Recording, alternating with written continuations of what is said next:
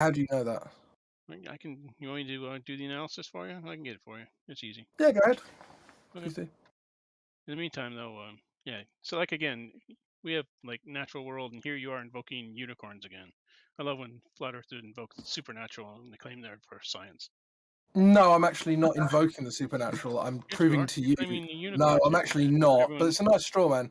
Yeah, It's either no, a they're straw not. man They're or you a haven't straw man. understood It is a straw the man. You're point. And I invoking think the it's unicorns here. probably more likely that you're straw manning me because you're dishonest. But the No, point it's here actually being, because you are the being point dishonest here being, I by mean, pointing it's at dishonest to Photoshop talk pictures. over me. It's dishonest to talk over my point as well. The point Well, here your being that point is when bullshit, sir. you said very specifically that a picture of something is evidence of something. Well, this And isn't when a I picture. This is a provided a Photoshop picture, picture. and when I provided a picture, suddenly you were walking back and saying, "Oh, I can tell which one's faked or not." Well, the problem is, bro, is that you actually probably can't, and so that's why it's not good evidence. So you're saying this one's not photoshopped? You didn't hear anything I said, did you? Are you saying this picture is not photoshopped? You didn't hear what I said. Are Why you are you saying even this in picture? this? If Are you're you not saying this actually picture prepared is to real? engage, if you're actually Are not you prepared to claiming this engage, picture is real, sir? if you're not prepared to engage with the point Yes. being made, why are you The even here? question is yes or no. Why are you here if you're not prepared to engage honestly? I'm waiting on the yes or no question. Are you claiming this picture is real? Well, no, I've already made my point, and I'm waiting for you to respond to it. So you're saying this picture is real? I've made no comment on it. I'm waiting for you to comment on my previous sentence, which you've So walked past. I want your assertion that this picture is Are real. you going to answer my previous point? I want your assertion this picture is Well, then real. I'm not going to answer yours, am I? Then it's not a discussion at that point. We're talking about real pictures. Are you claiming this unicorns are for real? I'm not claiming anything until you address Then my why did you previous provide point. this picture? Until you address my previous points, What is I'm your? not addressing Wait, we're anything. talking. We're talking Why? about real This isn't pictures. hard to understand. Address No, my no, it point. isn't. Are you claiming this is a real picture? Address my previous point before we move on. Yeah, my point is, are you claiming this is a real So picture? you're not gonna address my point. I'm not going to talk about Hey, Photoshop pictures. I'm guessing You're not he's addressing my point. not That's fine. saying. I'm I'm not going guessing to talk about Photoshop he's pictures. not gonna say he thinks that picture is real. Let's keep it real now. The thing He's is, not though, saying Sean, this so, picture's real, question then why, I'm not going to answer, talk Sean, about fake basically. Sean, pictures. I know that you're desperate to get in, but why do you think Paid NASA Shill is avoiding my previous point? I don't Are know. you providing a real picture? I don't Let's think try so. this. I Let's just try don't think this. he's gonna say that it's real, and that's obvious. So Will you guys asking him vote? if he thinks it's real is ridiculous. Of course it is. But the point is that Fine. he's It's walking not a real past his picture. previous claim. We don't You're need to talk walking about it. past your previous claim, though. Why are you doing that? Because you saying this picture is real? Again, you're walking past your previous claim. Are you saying this picture is real? That makes no difference. He doesn't Yes, think it it's does. real. You know that. Well, fine. Then You know. why is he Okay, you providing know fake the pictures? answer. Why Fine, are you he's wasting providing my fake time? pictures. Why aren't you just engaging the point I made? The point is that are you claiming this picture is real? If you're claiming this is a real That's picture, we not can the continue with point, it. That is because the point, I'm sir. not going to let you frame the debate while ignoring everything I say. Why? You've provided a picture. I've said that the pictures from space are real. You provided a picture of a unicorn walking across a field. So, But again, you've is this a real ignored my picture? points. So you're saying that this is a real picture?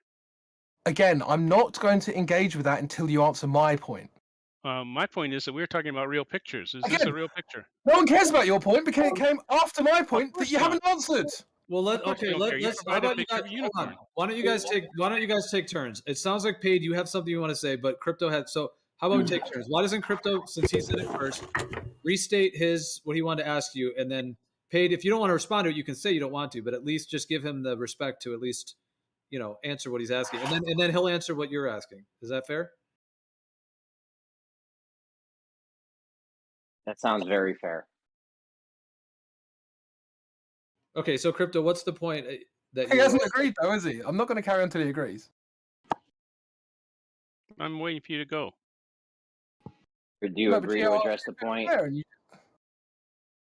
I want you to actually agree to this before I even bother. What? Agree that to let you to state your point? Fine, state your point. Well, that you'll Cool. that you'll respond at least as and if you don't want to, you can say, "Hey, I don't want to respond," but at least that you will give him the respect to at least do something. Fine, state your point. Yeah, the point is that earlier you said that a photograph or image was evidence, good evidence or something. I provided an image, and now you've walked past the fact that this is obviously false. So you're saying this is a real picture? Yeah, no, I'm done. If anyone else wants to argue with this complete Well, no, I moron, have go real ahead. pictures from space, and you provide a picture of a unicorn. If you want to talk about real pictures, then we can talk about real pictures. Walking past my point again. Yeah, walk past your he's point. skipping right over. Crypto, Not you can do this. You provided a picture of a unicorn. different If you're argument saying than- this is a real picture, we can You guys talk go about it. ahead. I'm done. I don't want this idiot to waste my time. So we can Hold make. on, Yeah, hold on, we know yeah. that fake pictures exist. So this is a fake. Yeah, inability okay, fine. or unwillingness to lie. Well, If hold on. somebody I got to is be gonna- honest.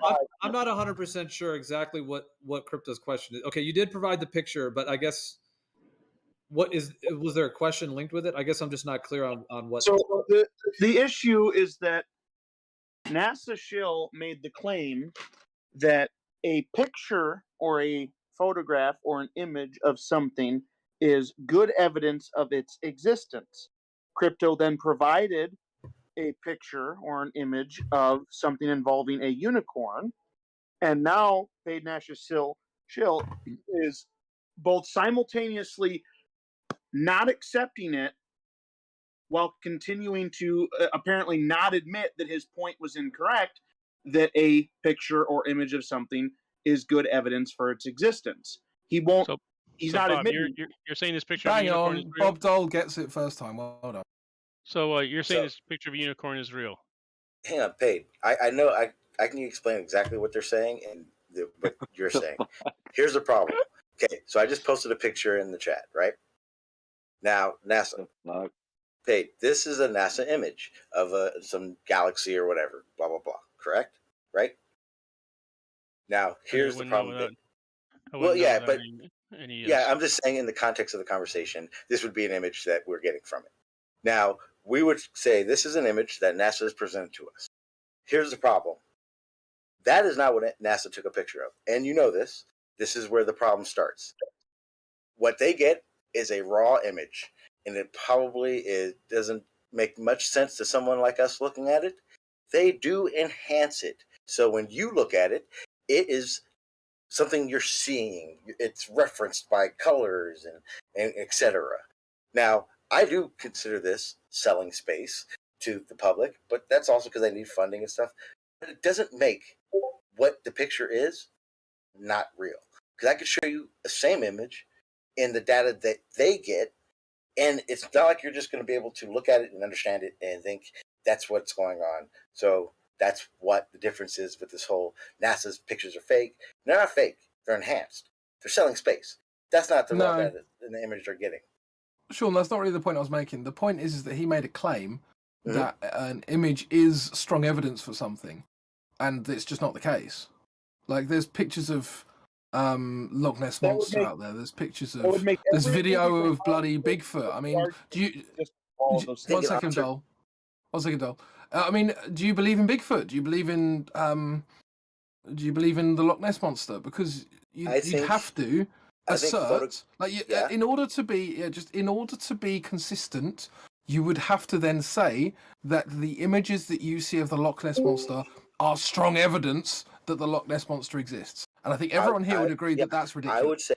I would say that a photo isn't enough evidence to come to a conclusion, but it is an important piece of the evidence. So even if I disagree. So even if you gave someone a picture of that unicorn and they had never heard of a unicorn, they don't know that it's a myth, etc. Because I know damn well you know that picture isn't fucking real, but we give it to someone who just has no fucking clue in their brain. They can get that picture and then start looking all they fucking want, but they're not going to be able to compile any amount of evidence upon just that photo. So no, a photo is not enough to just be enough evidence to come to a result and conclusion and understanding of it, right? Okay, Yeah, that's a good point. But that that's that wasn't really the original point. Right, go on, Joe. I want to say something. It can't be that a photo then or an image is good evidence or strong evidence or important evidence. Otherwise, every time we saw one of those of a unicorn, a new one, we would have to start thinking maybe they're real again because it's good evidence or strong evidence that they're real now. Every single time we saw a new image or picture of a unicorn, we would have to start thinking maybe they're real again. Why not? That's what we do. That's exactly what we do with Bigfoot. That's his whole point. Your question, why not? That's his whole point. The reason why not is because pictures, images are not good evidence. That's why not. They are good evidence, but thing- when you get, but Ollie, exactly like you said, if there was only one picture of Bigfoot in existence, I guarantee you the Bigfoot craze wouldn't be a craze. But there's There- nothing beyond. But there there's really zero isn't anything pictures of beyond Bigfoot. just photo evidence. Like I said, just a photo of Bigfoot does not make Bigfoot real, but it's a piece of a puzzle that needs to have other Yeah. pieces to make a full puzzle to become something realistic, right? It's not any more of a piece of the puzzle than me drawing a picture right now by hand of Bigfoot. It's not, and that's all it's doing. Whenever you take a picture, all the device is doing is drawing a picture for you. Yeah, it's only one piece. That's no evidence at all, no real strong evidence whatsoever. It's just one instead of piece. you drawing it by hand, the device is drawing it for you. That is Okay, literally the just- only difference. Just like you can go to the store and get a puzzle for 2-year-olds, there's going to be 20 pieces in it. Then you can go up higher, and there's going to be 1,000 pieces to it. Then you can go to those really stupid ones that I don't understand why anybody ever wants to buy. They have 1,000,000 pieces, and the amount of evidence, pieces of evidence that's compiled upon certain topics needs more. Some need less. In that situation, like for instance, Bigfoot, we need a lot more. So one piece is just one piece. It's still evidence. Let's use that analogy. Now, let's say you take that puzzle home and you look at it, and then you start crafting your own pieces, and you make sure that they fit really good on the puzzle. Are those pieces you made part of the puzzle? If they're correct, yes. So No, if you have no, a, they're not. so for instance, They're not okay, part of the so okay, like You this. added something Provably that is not incorrect. part of Okay, the yeah. puzzle. How about There this, you Rob? go. How about like this? If I There you take a go. picture, if I have a picture of a Bigfoot, Now, dude, I made And- my point. okay, but if I have a picture of, okay, You made if I have are a part of picture, the puzzle. okay, but I can't get my turn to talk now. They are not part of the puzzle. It's not really an argument. It's just a philosophical way we view these things. No, But it is anyway, an argument. if I have a picture of a Bigfoot and I go home and I put that's my one piece. And I go out and I find a footprint that I believe is a Bigfoot. Then yes, it may not. If I'm wrong, it may not even be a Bigfoot. It could be some other animal, like a bear or something. But if it fits and it looks like it to me, I can put it on my piece if I want to. If I find some hair, I can even go put that on my little evidence tray. The problem is once I go to find out if that hair is from a primate, and I find out it's a bear, I have to go pick that piece up and throw it away. If I But find now out you're it's a conflating. footprint, I have to I got to go get my evidence, and I still got to go throw it out. But it still makes a piece. But you're conflating. One second. You're conflating physical evidence with imagery. Why would you do that? Yeah, and I wanted to link back because what I was getting from what Crypto was saying, his kind of proposal to Paid as a shill is that Paid was saying that pictures are evidence, therefore the thing is true because he was saying the picture of the globe, whatever. And then Crypto posted the unicorn picture and said, "Okay, is this good evidence of a unicorn?" Yeah. Hang on, let me finish. I agree with. Please don't interrupt. Let me just finish. And then Paid instantly said, "Is that real? You're saying it's real. You're saying it's real." But the point was that Paid said pictures are evidence for something being real. But when Crypto presented that, he instantly went into, yeah, but is that real? Is that real? But that's the point. When looking at the globe picture, shouldn't you also, scratch your chin and say, okay, well, is that real? It's an image. I guess it could be quote unquote evidence, but is it actually evidence of something being real? And I then do not then that agree. brings in all the other questions. Okay, is it real? Well, let's see if there's curvature. Let's see if there's et cetera, instead of just using the picture and saying, hey, the picture means it's real. I agree. If I show you a picture of a globe, it does not make it real. That is just that's one piece. It's no pieces. Yes, it is. Of course no, it is. It's no pieces. No, it okay. Isn't. If you think it's no pieces, then that's your opinion of it, but that's not true. No. That's true. It's no pieces. Okay. An image doesn't prove anything. So observations mean it's a piece. I didn't say observations. Evidence I and said proof an aren't image. the same thing. You just conflated observations and images. I didn't do that. Okay. The word that I use for pictures, I say that they have the potential to indicate reality. So if somebody takes a picture of me, that is indicating, okay, that might really be me, whatever. But I definitely don't think they're proof. But I think they can be indications of reality. Okay, am I sitting here saying that it's proof? Well, I don't think you are. You're taking a different position, but Paid was indicating that, yeah. Okay, but when I say it, then Crypto says I'm saying it as if this, and he doesn't believe it's that way. I'm sorry, but that's just reality. If you take an observation and you take a picture of it, it's part of evidence. It's part of the pieces. You're saying that these pictures, these images, mean nothing. So even on your side, that means they mean nothing? Well, What's up, I've never ever used an image to prove any argument. Was the laundry okay? Didn't say prove. So, Again, I never said what prove. evidence? Whatever. Doesn't matter. I've never ever used images. And in fact, this is something that I've had a lot of disagreements with flat earthers about. Like they'll post like a high altitude image and they'll be like, "Oh yeah, see, look how flat it is." And I'm like, "Well, how do you know that's true?" Like the images don't prove shit to me. So nothing. So you don't know anything until you've seen it. No, Right. I'm saying that images don't prove anything. Okay, well, how do you know that certain things are happening unless you've seen them? I'm sure you've talked about stuff in here but you may not have ever seen it or witnessed it happen. Well, I normally like to see the data. This is why I like to read studies and I like to do things myself. Sean, if we get a white horse and put a horn on the front of its head and take a picture of it, we now have evidence of unicorns. All right. That's just one piece. Now, where is it at? Where'd you take that picture? Let's go see it. No evidence of unicorns. It's one piece. It doesn't Sure, mean we it's have one piece of doesn't mean unicorn evidence. doesn't mean unicorns are real. But I'm also not saying a picture makes everything real. Well, okay, well, I mean, I disagree, but I think that's reasonable enough.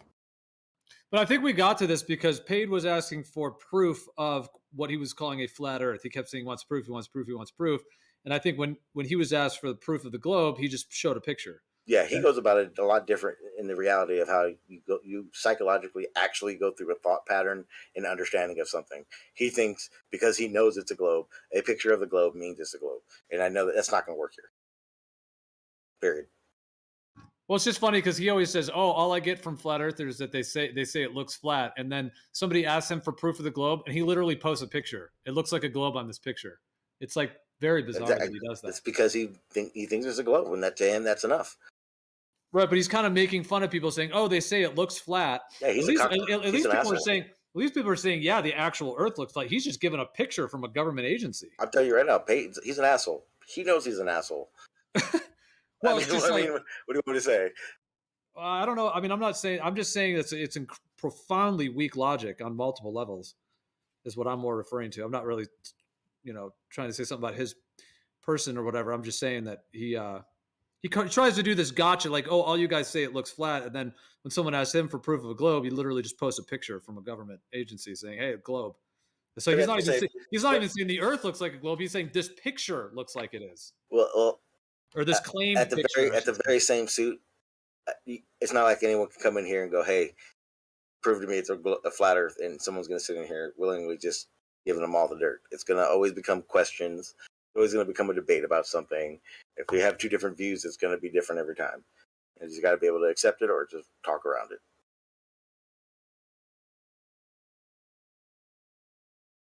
Because that's the other reality of it. I'm sorry, I don't care if you're flat Earth. If flat Earthers came in here, started asking you questions, and didn't say and said, "I need that you break it down in detail." There's very little detail broken down. Well, this is kind of a strange analogy, but like this is just kind of a made up thing. But let's say that there was a time when humans didn't have a way to measure the temperature of something. Let's just for the minute say that. And the question was, at what heat level does water boil at? But they didn't have a way to know. Is it 150? Is it, what? They didn't know. It And was put it so over fire. all they would know is that you put it under fire and it makes the water boil. Yeah. But then there was a point that we figured out a way to measure temperature in a consistent way. And now we can say, okay, this temperature is where the water boils. So it could be the same with the Earth, meaning right now we have everything. We have long distance observations and laser tests. And I mean, there's a million different things we could talk about as to why, people think the Earth is what it is, but I'm not aware of any actual definitive physical measurements. So there also will be a time where we have the physical definitive measurements where there won't be a debate. It's like, just like we know what water boils at, there's no debating that. There will be a point at which there is no debate because we just know what it is. And at that point, that's when this whole thing will really pop off in terms of the rest of the world coming on. And then, then this is exactly how it goes. So this is exactly what it'd have to be under those criteria. Geo, have you made physical measurements of the Earth to know if it's flat or a globe? I have not. Okay. With that being said, the only way that you're going to definitively know it's been done is if you do it yourself. Correct? Let's think about this. Yeah, but I think I'd be happy to be involved with a team that's doing it. but you be physically involved in the situation for you to know, because if not, and you trust that other flat earthers that have done it is perfectly fine and it shows it's flat earth, then in the same token you should be on the fence then, because you're getting information, right? Yes. I mean, I would say so. I mean, yeah, so realistically, the question of one's cosmology, though, is well, okay. Let's say for the actual physical verification on the fence, sure. Let's go with that. yeah. I mean, and everyone would have to say that, basically. I mean, there are select people on this earth that have done stuff that verifies enough, but at the same time, under those guidelines, if we're just talking about that, then there'd be a lot of people on fences and very few on one side. Well, then in that perspective, everybody's on the fence. No, because the globe side physically understands and or believes that we've measured it through the measurements shown that have been given, right? But flat Earth hasn't had any physical measurements to show either or yet. That's what not physical true. measurement has the globe done? Here's the difference. Surveys everywhere. You can look at data all day. I mean, all day. They have websites. So it's not physical data measurement. logs. But Yeah, everybody, that's not physical measurement.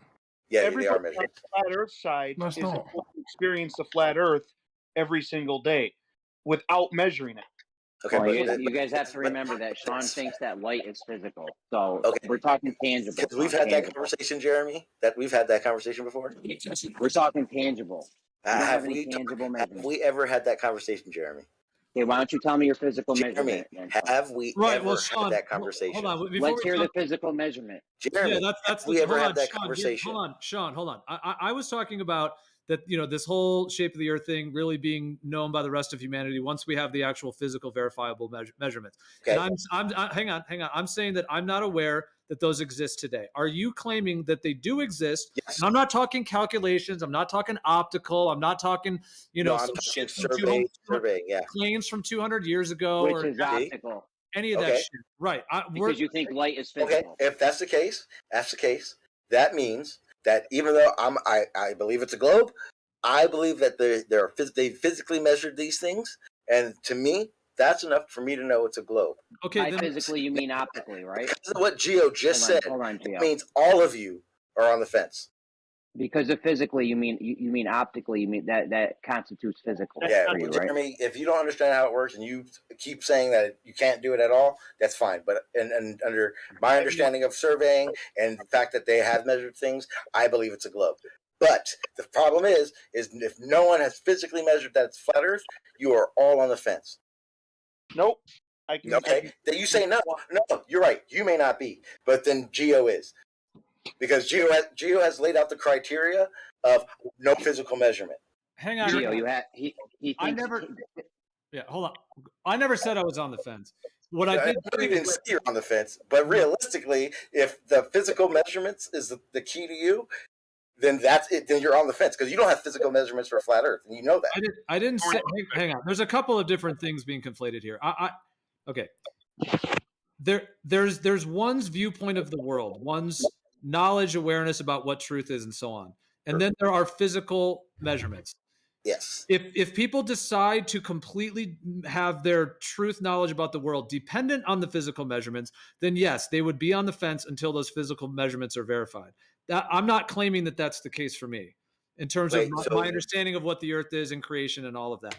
Okay. However, so I'm also willing to. Does However, physical I'm measurement of the Earth matter? However, I'm also willing to say that I am not aware of a physical measurement of the Earth yet to decipher, and I would like to see that being done, and I think it will be done. Okay. However, that's what I'm saying. He thinks so there are no physical measurements, and that's why you don't think it's a globe, correct? No, Gio, the problem is he Well, thinks that's part of it, right? physical. Because He thinks optical. if it physically Hold on, measured, Sean. well, I'm in a Let me conversation with explain why. Gio. I know, but I can explain why you guys are having a communication error because you think physical, you think optical shit and light is physical. Okay, see, you keep making this real problem. ridiculous point because it has nothing to do with it right now. No. The problem is You're that saying you have physical measurements. Hold on, Gio's Jeremy. saying he doesn't. He's not aware that any have been Okay, taken. that's why my opinion of it means nothing to this conversation. That's why it's going the way it is. I'm literally asking Geo questions, Jeremy. I have not answered any question to that. I already said I believe it's a globe. I believe the measurements are good, so that's why I believe that way. But that doesn't matter. My questioning is to Geo, who thinks that if we had actually had physical measurements, we'd be able to determine what shape it was. But that also means if they did physically measure it and it was a globe, Geo would have to rethink everything in the sky, right, Geo? I will say this, from my current understanding of the world, creation, life, everything, I certainly have my understanding of cosmology, what the Earth is. However, if there were physical measurements, 100% physical, that were definitive, that showed curvature, consistent curvature all around the Earth, then yes, I would not be able to ignore that, and I would have to consider that and figure out what's going on. Yes. Okay. And so the way everything's your knowledge of cosmology, and I actually respect the shit out of it because I've said this to you, Gio. If we are going to talk about why you think it's flat Earth, you're one of few that actually has something to fucking say. So I respect the shit out of your views of things. Trust me, they respect on that. But that also does mean that when you're making these conversations about what you believe to be and how you think things are, you're not talking about the surface of the Earth then.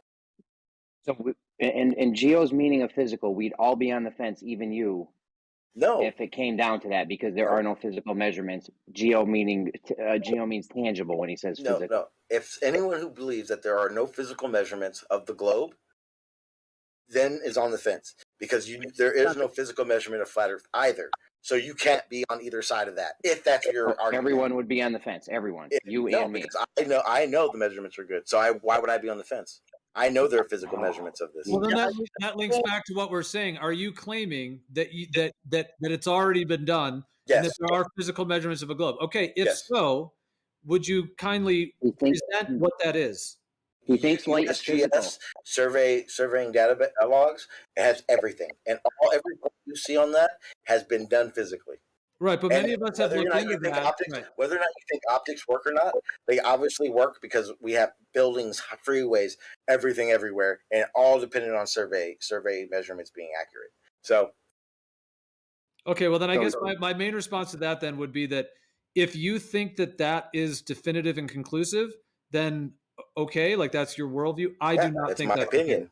Yeah, and I'm not saying that you have to. And at no point did I say, Geo, you have to believe it's a globe because I said that those measurements are good. Not at one point. It's not how I roll. I'm not paid.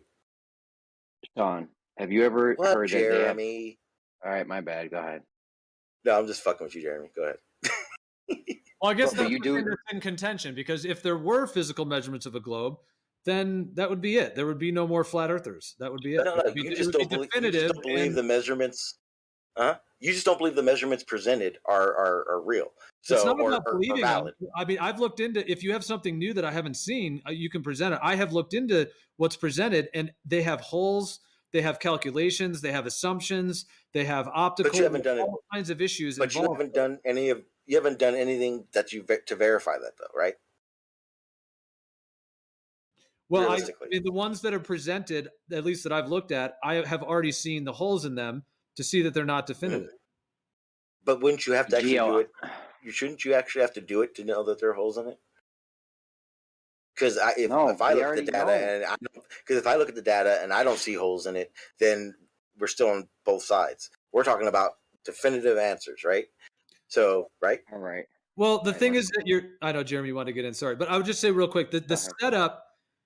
There's two things. Like, if somebody presented to me a physical demonstration, a measurement, I could look at it and say, okay, is this logically sound? Like, without being there in person, I could at least look at it and say, okay, are there any assumptions? What are they doing? Is it optical, et cetera? So I could look at that. If that's solid, then I could say, okay, that's a green check mark. At least that's solid. The next step would yes, for me to go to that site physically, to actually do it myself physically, or to recreate it myself.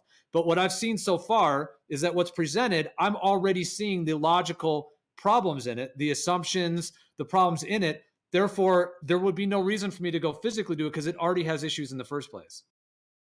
Like what issues? Well, Jeremy wanted to get in, so I'm going to step up. Okay. Let Bob get in, because I cut Bob off about a half an hour ago. If you still want to get in. there's a problem with the logic that Sean is using. He seems to be, if I'm understanding him correctly, asserting that somebody thinking that it's not a globe, or being under the impression it's not a globe because there's no measurements. That's not a positive claim on their part. So it's like, I don't know that anyone here believes it's not a globe because there are no measurements. It's they believe it is flat because that's what we experience. Otherwise, that was very specific to Geo's comment. Why is this happening?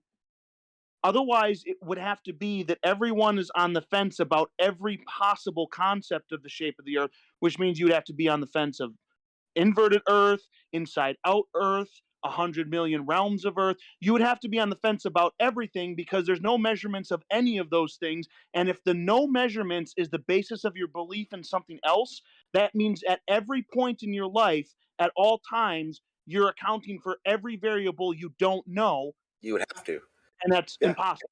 Yeah, and again, I was referencing to what Geo said specifically, not Geo's stance on it specifically. It was just what he had said in the conversation. I didn't classify that for everyone because not everyone is dependent on that thinking that there are no measurements. Period. I wasn't saying everyone. Period. It was just conversation specific.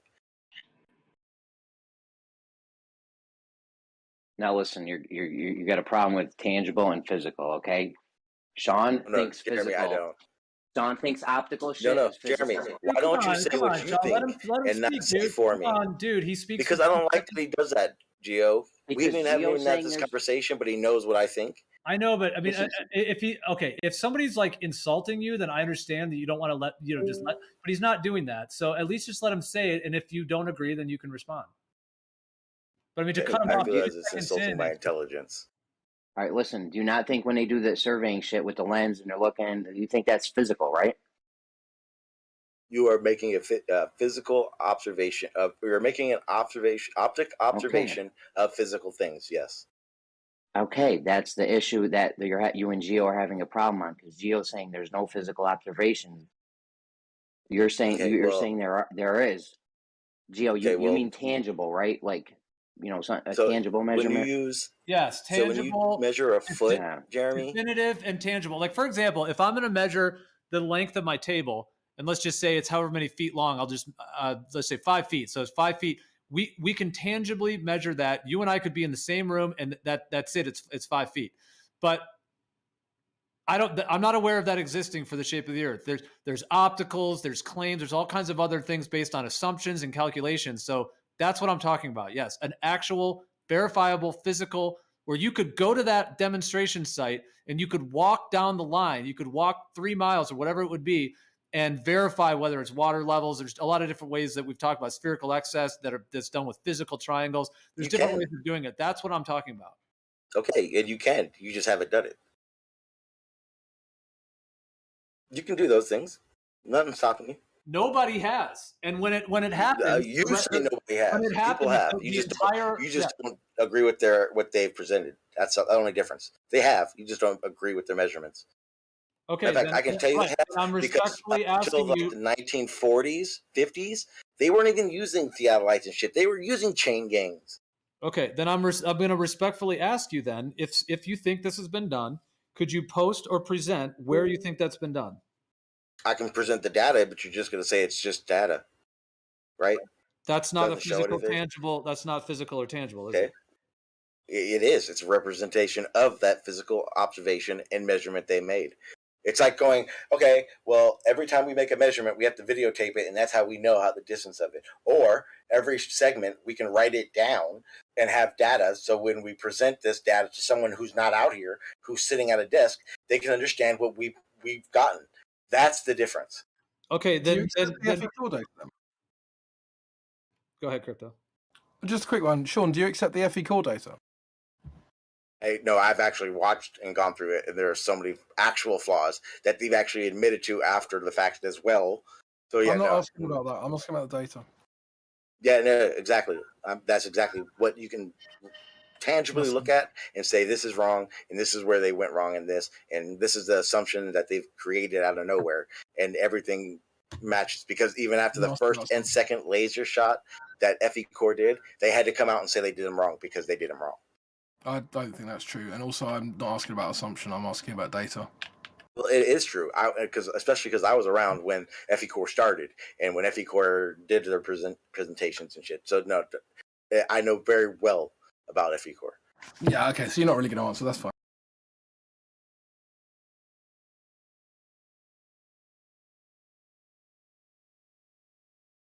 The same way everyone looks at Beyond the Imaginary Curve documentary, and they went, all those tests don't matter. But it should matter, because flat earthers were doing these tests that didn't work, but they're thrown out as if they never happened. No one talks about those. Why were their tests wrong? Why didn't they get the outcome that you would think it would happen on the flat earth? No one talks about that. You're talking about video, which is something I didn't ask about. We were talking about video. No, I'm talking about video of flat earthers doing physical measurements. You were talking about data 2 minutes ago. My question was on data, and now you're talking about video, which wasn't the topic. No, I definitely answered the FE Core question, and then I went into also people doing tests that weren't even looked at as evidence anymore because they didn't work out for flat Earth. Flat Earthers should be talking about those tests and trying to figure out why the fuck it didn't work. Well, we're talking about data. We're talking about video. I know. No one wants to talk about that. I'm not talking. It's not just a video. It's a video of flat Earthers physically doing measurements. You know, the stuff you guys say you want. Cool. But if it doesn't work out, you just throw away.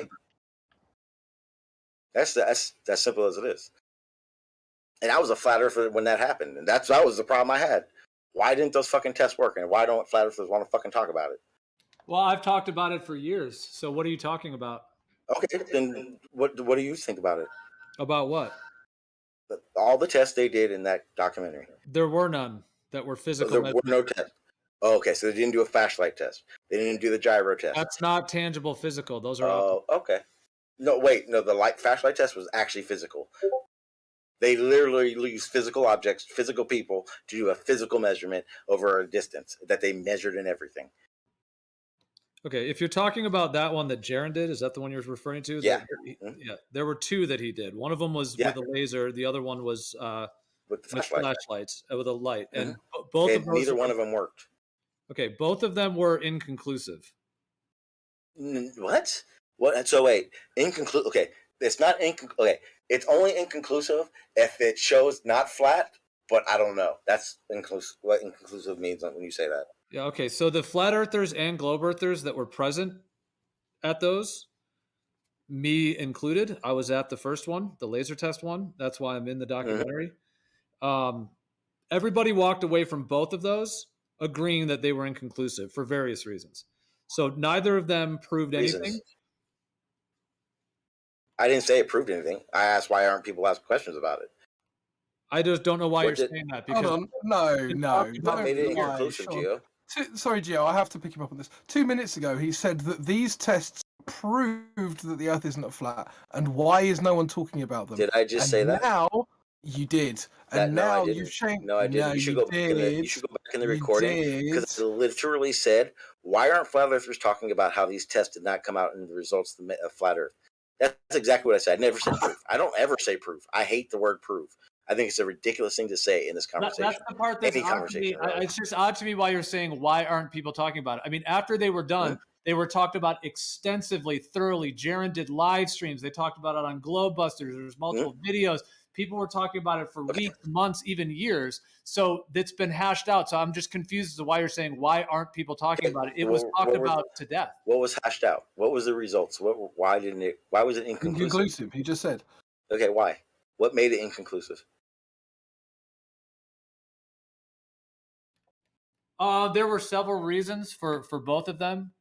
So we'd have to, I mean, if you really want to get into the whole topic of it, but in terms of the ones Jaron did, and then there's the gyroscope one that Bob did. So, I mean, I don't know if you're new to it, but yeah, I mean, this has been hashed through for hundreds of hours. Well, I would definitely know about it. That's what I'm asking for, because I was never given these conclusive answers that you say makes it inconclusive. What were they? I don't mind getting into it. I'm the one asking the question.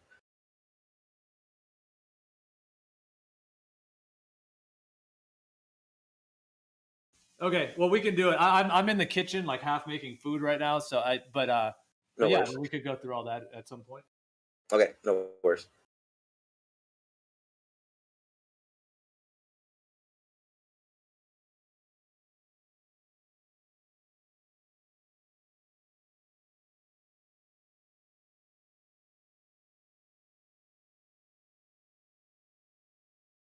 If we're talking about being on the fence, you guys need to talk to Jeremy, who's pushing concave Earth everywhere.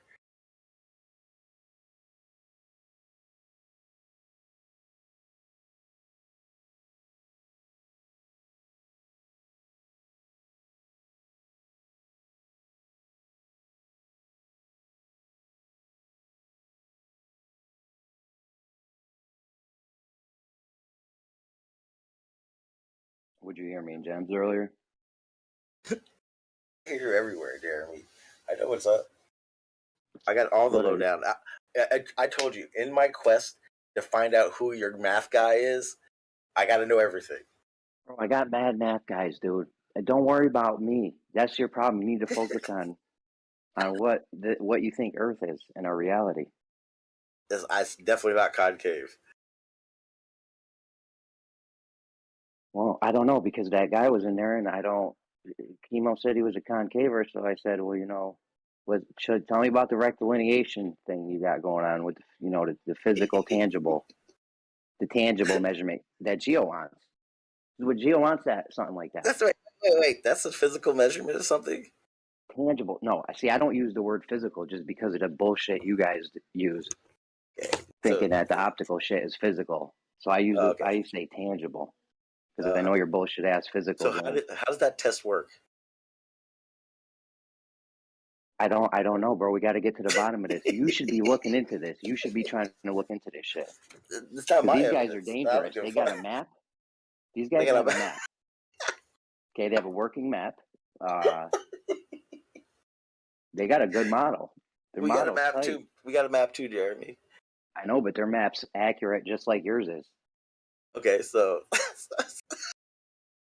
their shit is they have a world map as accurate as yours. That doesn't scare you. That doesn't scare you. Should be scared right now. You should be shaking in your little booties. Okay, so what you're saying right now to all these flat earthers is that it's either concave or globe because they got maps that fucking work. No, I'm just saying I'd be fine with it if it was concave. I'd have no issues. But you do admit that the globe and concave have working maps that work. I have a flat working map of America. So you don't want to start this. What works and what doesn't. I just paid NASA Chill through this an hour ago. I'm just going off of what you said, Jeremy. Okay, just because something works doesn't mean that it's true. What set came before it is true. Okay, I'm just asking. I mean, say you were just pushing concave under those terms. I could tell you unicorn horns push a clock hands, and I can even have a prediction. It works, everything. That doesn't mean the unicorn horn's pushing the clock. Yeah, I don't see that. I'm looking at a clock right now. I don't see a unicorn around it. They're invisible unicorn horns, of course, Sean. Come on. Okay. My bad. Okay, yeah, focusing. Got it. The point is, just because saying something works doesn't mean that it's the part that came before it is true.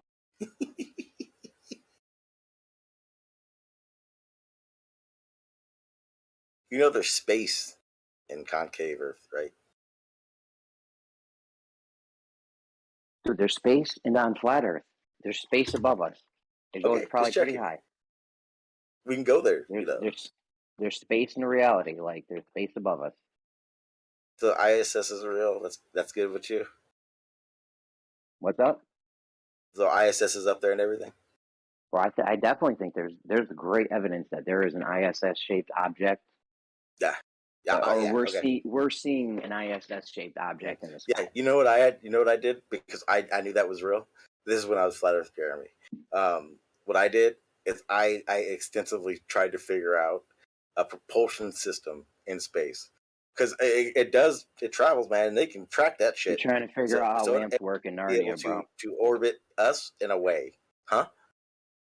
Yeah, you're trying to figure out how lamps work in Narnia. I don't know what Narnia is. What is that?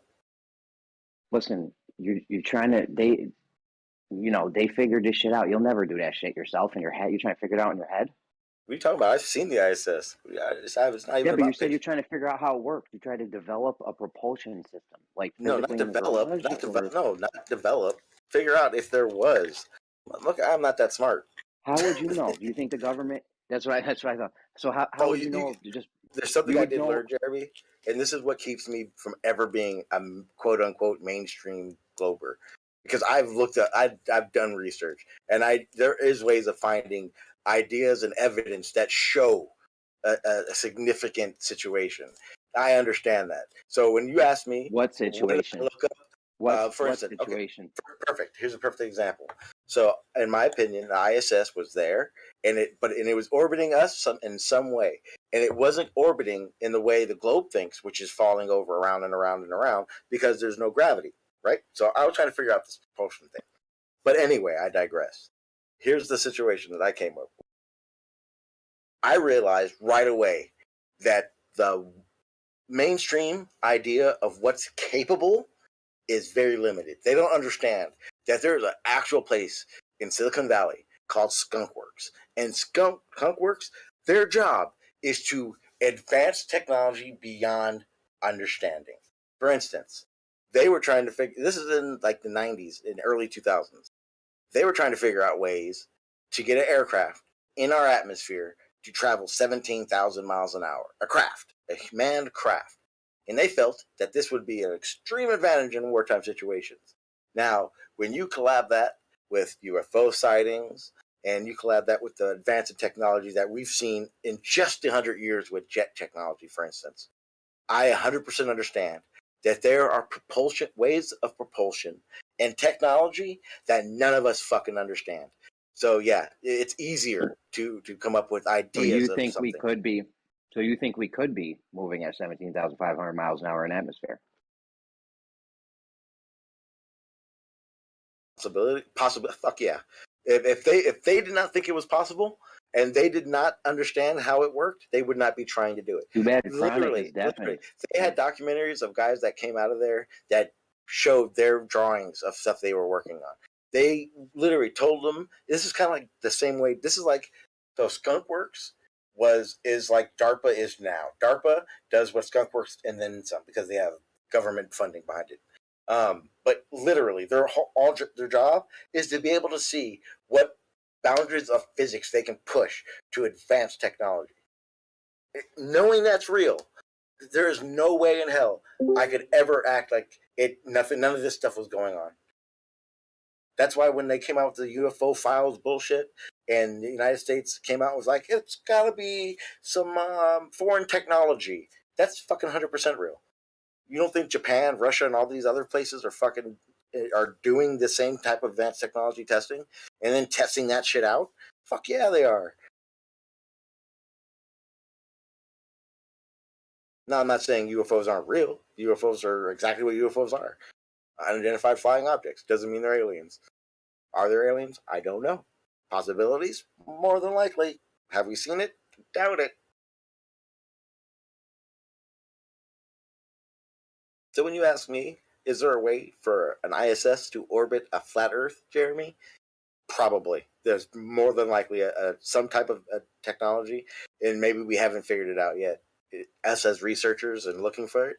But yeah, do I believe it's there? Fuck yeah. How do I know? Because it's better than what we see today. I know that for sure.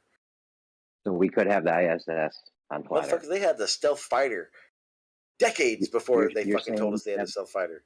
Huh? Just to be clear, you're saying we could have the ISS on a flat Earth. Fuck yeah. Yeah, why not? That's what's up. I mean, real shit. I mean, if you're going to talk about technology limiting us to what we can do, then none of us know what the fuck we can do.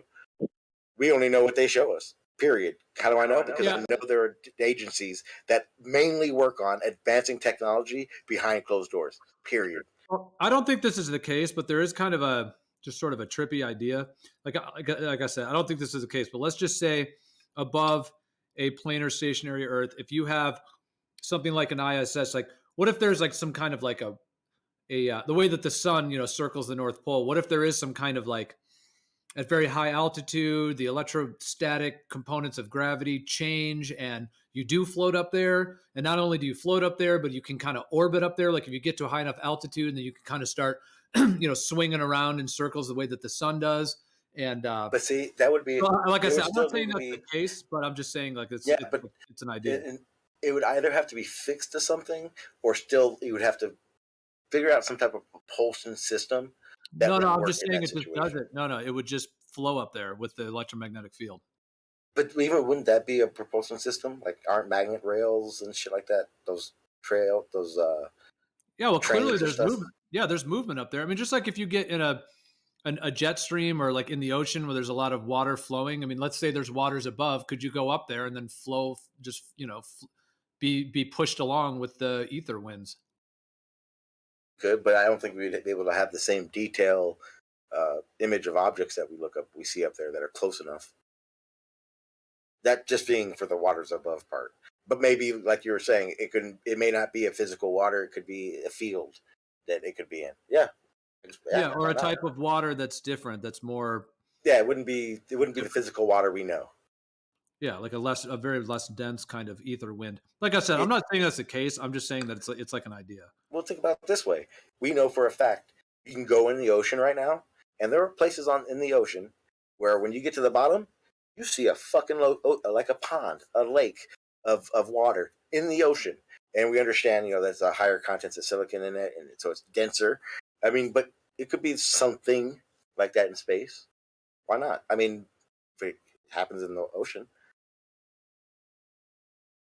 it shows that two medians can interact with each other. Two different densities, right? You're smart enough to know that the government wouldn't tell us all the technology they had, right? I've already said that. Yeah. Why I wasn't paying attention? I got the kids. Oh, my bad. I can tell you for a fact that's what they do. Me working on a military base and going to bars, man, you talk to a bunch of drunk Marines and that are higher up, and I knew a lot of officials and shit that when they drink, they just like to talk. I can tell you right now, what the military does is this. The private sector, they come up with these innovative technology, these fucking advanced shit that no one's ever seen. It's the fucking greatest fucking achievement in a long time. The military takes it, and the military tests it for a long, long time, and they decide, is this worthy to us, or is it better for us to let it go into production and become a product? And if it's just enough, that's what they do. You gotta understand, you guys use this shit a lot. They'll say, for the moon landing, they'll say we didn't have the technology at the time, or we don't have the technology to keep the ISS up in the air right Jeremy, now. If there's anything I was ever on the fence of, it's the moon landing. So I've gotten a lot of information, and it definitely leads to understanding how they did it. But there's a lot about how they did it I just don't get. I'm just saying, how could you be so dumb to use an argument like we didn't have the technology to? That's not my argument. To do that. I know, but a lot of these guys use that shit, though. I know, but that's not my argument. Wouldn't that be dumb if somebody said that? We didn't have the technology, like they knew what technology we did or didn't have at that time? Well, I think at that time, I think our technology would have been what they said and then some, but nothing to the advantage that they have now, the advance that there is now. Would it be dumb to say we don't have the technology to do that, or we didn't have the technology to do that? Like that presumes that you know what technology the government does or doesn't. That doesn't even make sense. If they say they did it, why don't they have the technology? They obviously have the technology.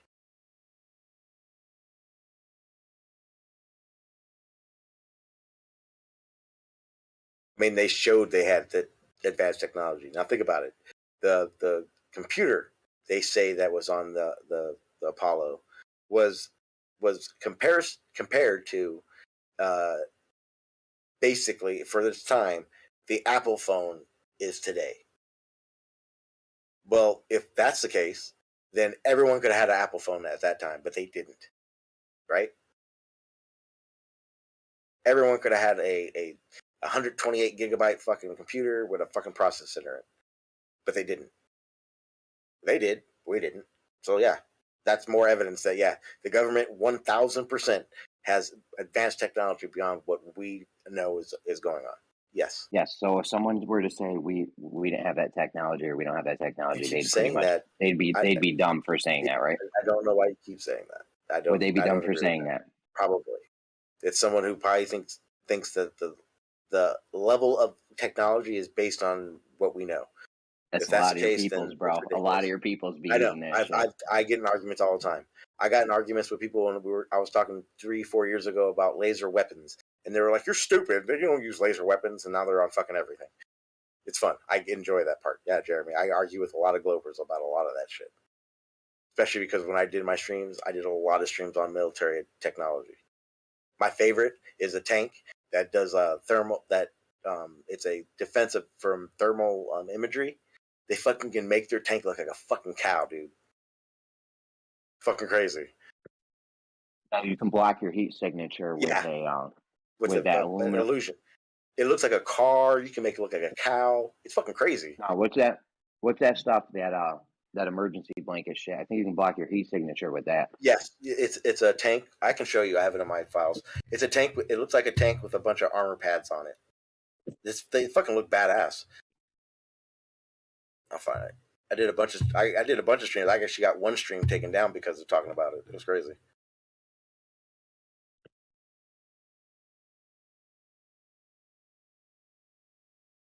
Yeah, it's a badass tank. It's a badass tank. People would be dumb to say we don't have the technology to do that, or we didn't have the technology. Yeah, that would be downright yes, stupid. Jeremy. Yes, it's fucking ridiculous. I'm stating it again. Okay, I'm stating just it checking. again because it's so fucking stupid. It's fucking ridiculous. It's stupid. Loads of people make that argument though. I know it's fucking, and I love it. I love when they do because I love arguing how stupid they are. Here it is. Yeah, this is a tank with the armor on it that does it, so they can change their heat signature. I'll try to find one of what they would see, what someone would see in that heat signature. I think I have one. Just gotta find it.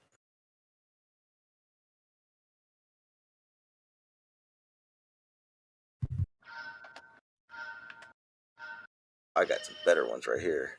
So this is a close-up of the armor itself. I think I have the picture of what the enemy would see. Yeah, here it is. Perfect. So this is without the technology being used, the armor being used, and with the armor being used. The right side is what the person would see looking through thermal imagery.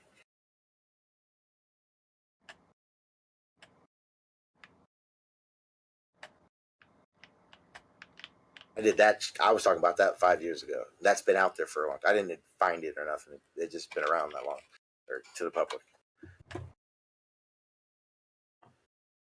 But yeah, technology. What we know, we don't know shit. We know what they want us to know. Period. And there's a whole fucking there's lot either they're UFOs. doing. There's a whole lot they're doing that they're not telling us. Period. Yeah, like the Earth's flat. Yeah. I mean, what the fuck do we have Area 51 for? 52 or whatever the fuck it is. 51. Like, it's real. That place is there. What are they using it for if not to do shit that they don't want us to know about? 100%, but I don't believe it's an alien facility. No, I don't either. I think it's where they do advanced technology and stuff. When they came out with the stealth fighter, the night that they prolonged their flight projection and they actually flew over Vegas and other areas, they got 1,500 UFO calls. Because, like, remember when that came out? There was nothing like it of its time. No one had ever seen that shit. So when people saw it without any understanding it was real, they thought it was UFOs. So, I take it you weren't one of the soy boys trying to invade Area 51. No, no, I'm alive. And I want to stay alive. That's like a murder-suicide right there. Let's all fucking rush Area 51. Yeah, because they don't got fucking high-tech machine guns. Yeah, have fun. Yeah, literally. They're just going to spray bullets and you're all dead. Yeah, they don't give a fuck. They even give the warning. They would get no legal action if they shot somebody. Not even a little bit. No, of course. Thing is, I'm actually okay with off-roaded out there, like not by Area 51, but the same vicinity desert area in Nevada. And I can tell you right now, there's like a 40-mile radius of warnings before you get within 100 fucking miles of that place. I mean, there's it's obviously everywhere. there's obviously some high tech shit, or they would have done like a documentary or something on a history, their Discovery Channel or something by now, right? Like, oh, look, guys, They've done a lot of. No, see, the thing is we know that facility's there. We know they're doing advanced technology, and we know they're doing it in secrecy. We know that, and they've done documentaries on all that shit. So the realization is we know they're doing it. It's not a secret anymore. But think about this: do you really think that that's the only fucking place? Because I can tell you right now, I worked on Camp Pendleton, and if you look on Google Maps right now on Camp Pendleton in satellite mode, you will find one airfield, and you will never find another one. But there is definitely two more. Shit like that. You live on a fucking secret underground airport hangar. You're like the cover for the. You can literally see this airfield from Google Maps. Literally, it is on the map. Can I interrupt to tell you guys something? I think this is ridiculous. And you guys can go back to it. I want to interrupt and point this out. I was looking on the internet, and the total for what is considered like friendly deaths for the Iraq War, for us, basically presents us, our side soldiers or whatever, is 3,771 deaths. Apparently, that's friendly our side deaths. Okay, that's Europe, America, everywhere. Okay, well, it's just labeled as friendly, and it doesn't include civilian, host nation, or enemy deaths. It's just friendly deaths. So I would guess it's whatever countries are working with us. That's the friendly deaths. 3,771. And there is now extremely low. There's now a news story on Yahoo saying that over 11,000 Russian troops have been killed since the invasion began.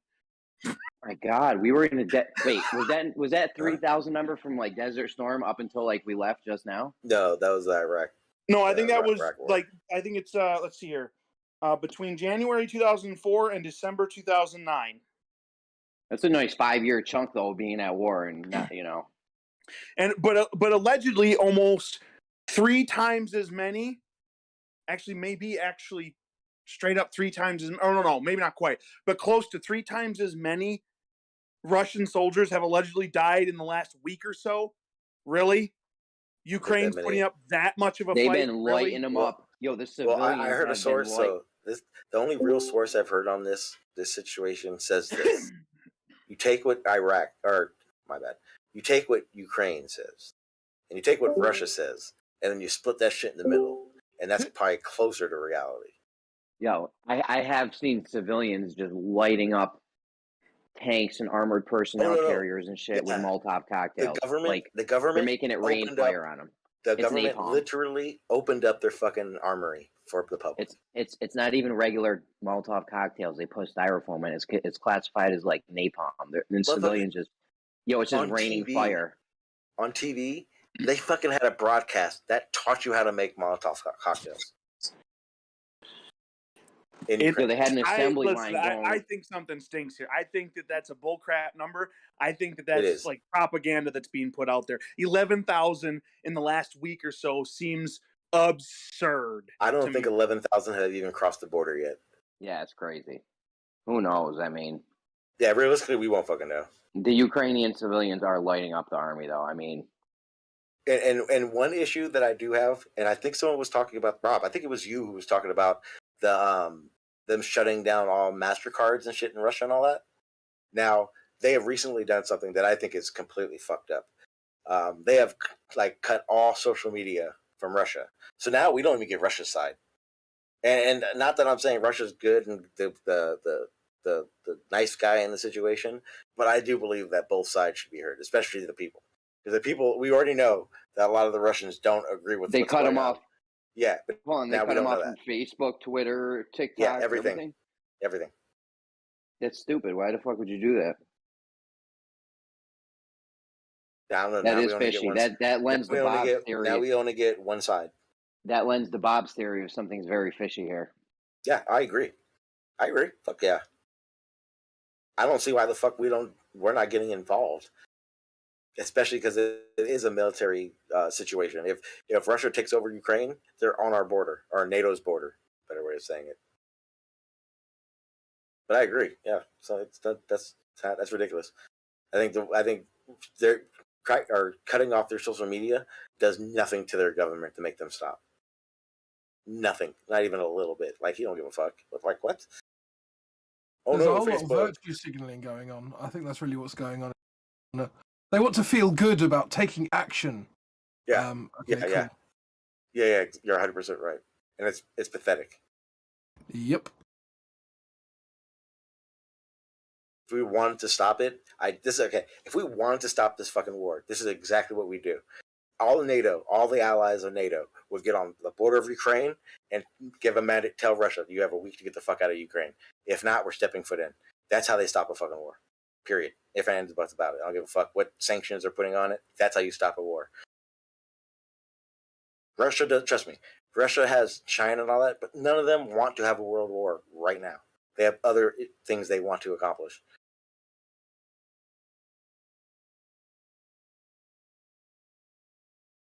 China's taken over economically. I mean, you can't even compete with having slave, next to slave labor. Basically, these people. I knew Chinese people. I came from China. You're 100% right.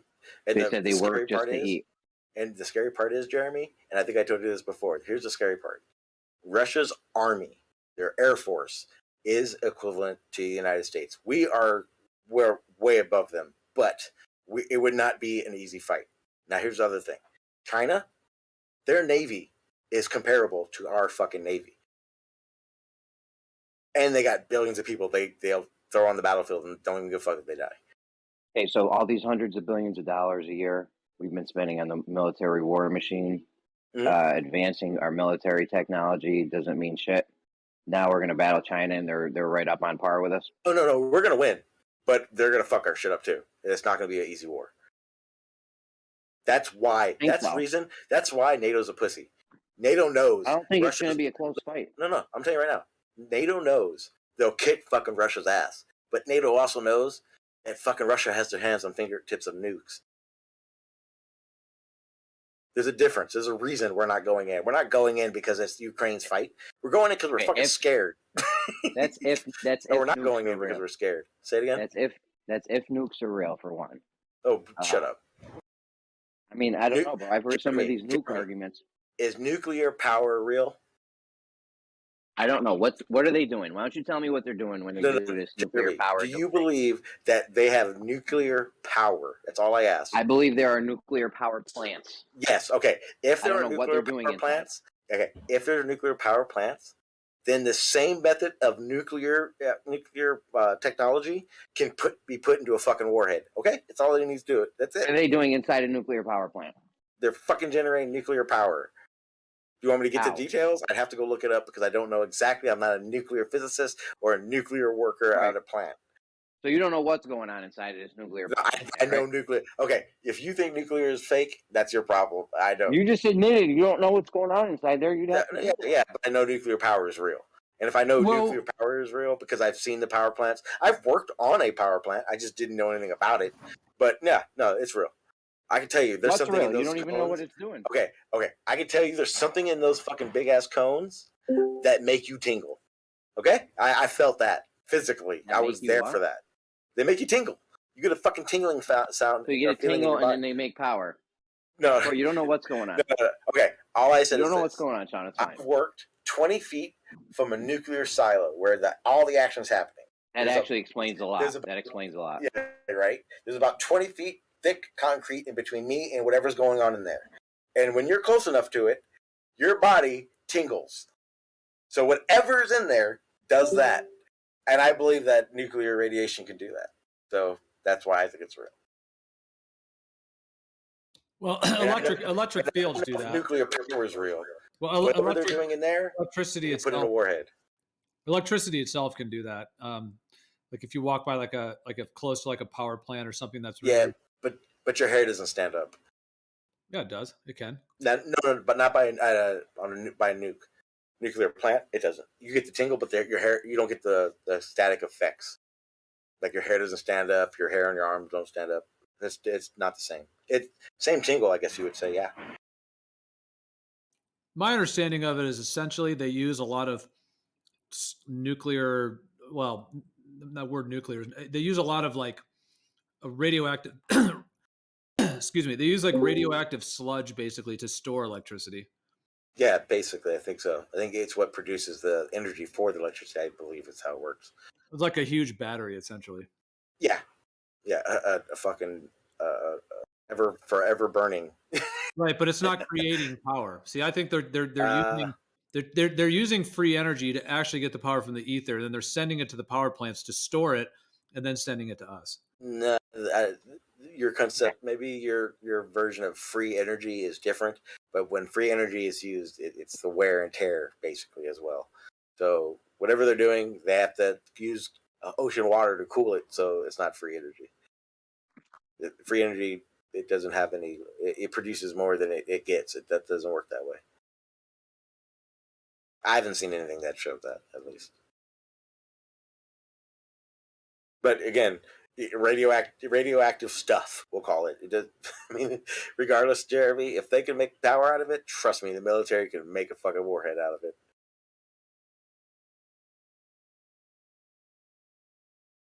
And I can tell you right now, I believe the data that they've told us about it, and I never want to physically know a nuke is real or not.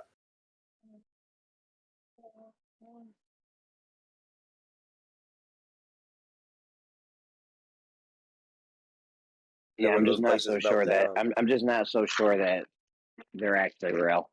Okay.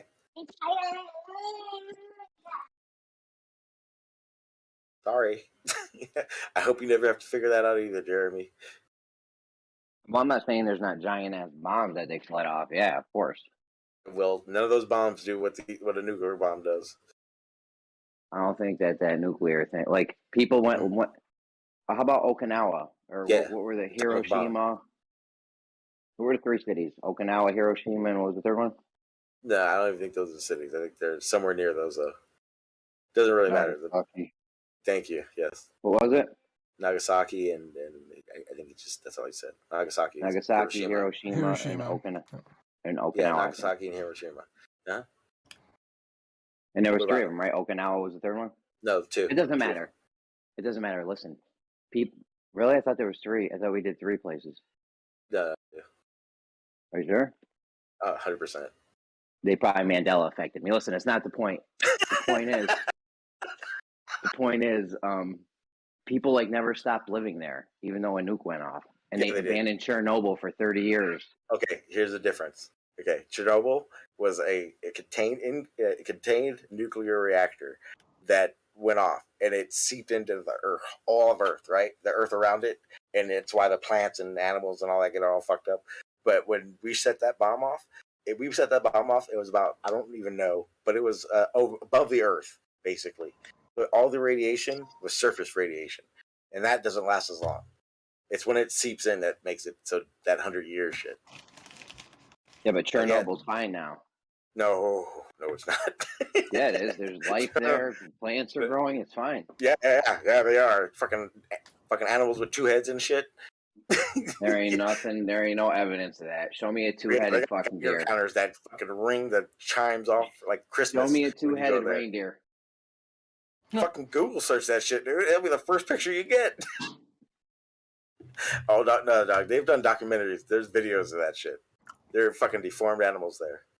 There are documentaries about it. You can watch it, physically see. Well, there's deformed animals everywhere. Is there an abnormal amount of? Yes, all of them. Deformed animals. Yes, all of them.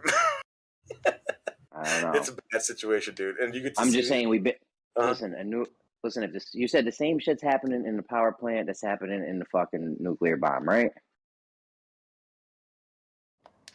No, I believe at a nuclear plant there's more nuclear radiation happening than in a warhead. But yeah, the technology, not the same thing, something different. No, the same thing used in a different way. Yes, the same thing but more. Yeah. Just used in a different way. Same way gunpowder can be used in a bullet, or you can use it in a firecracker. Yeah. No, that's not a good analogy. What do you mean? I don't know why I said yeah to that. It's a terrible analogy.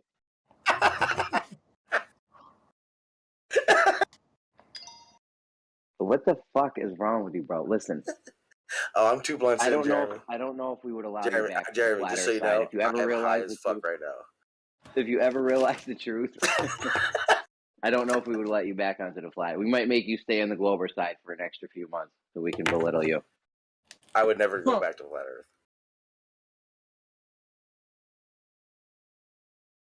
Yeah, What would you will. happen You'll be if they back. took you up? What would happen if they took you up in a rocket, showed you the Earth was flat? What would you do then? Say again?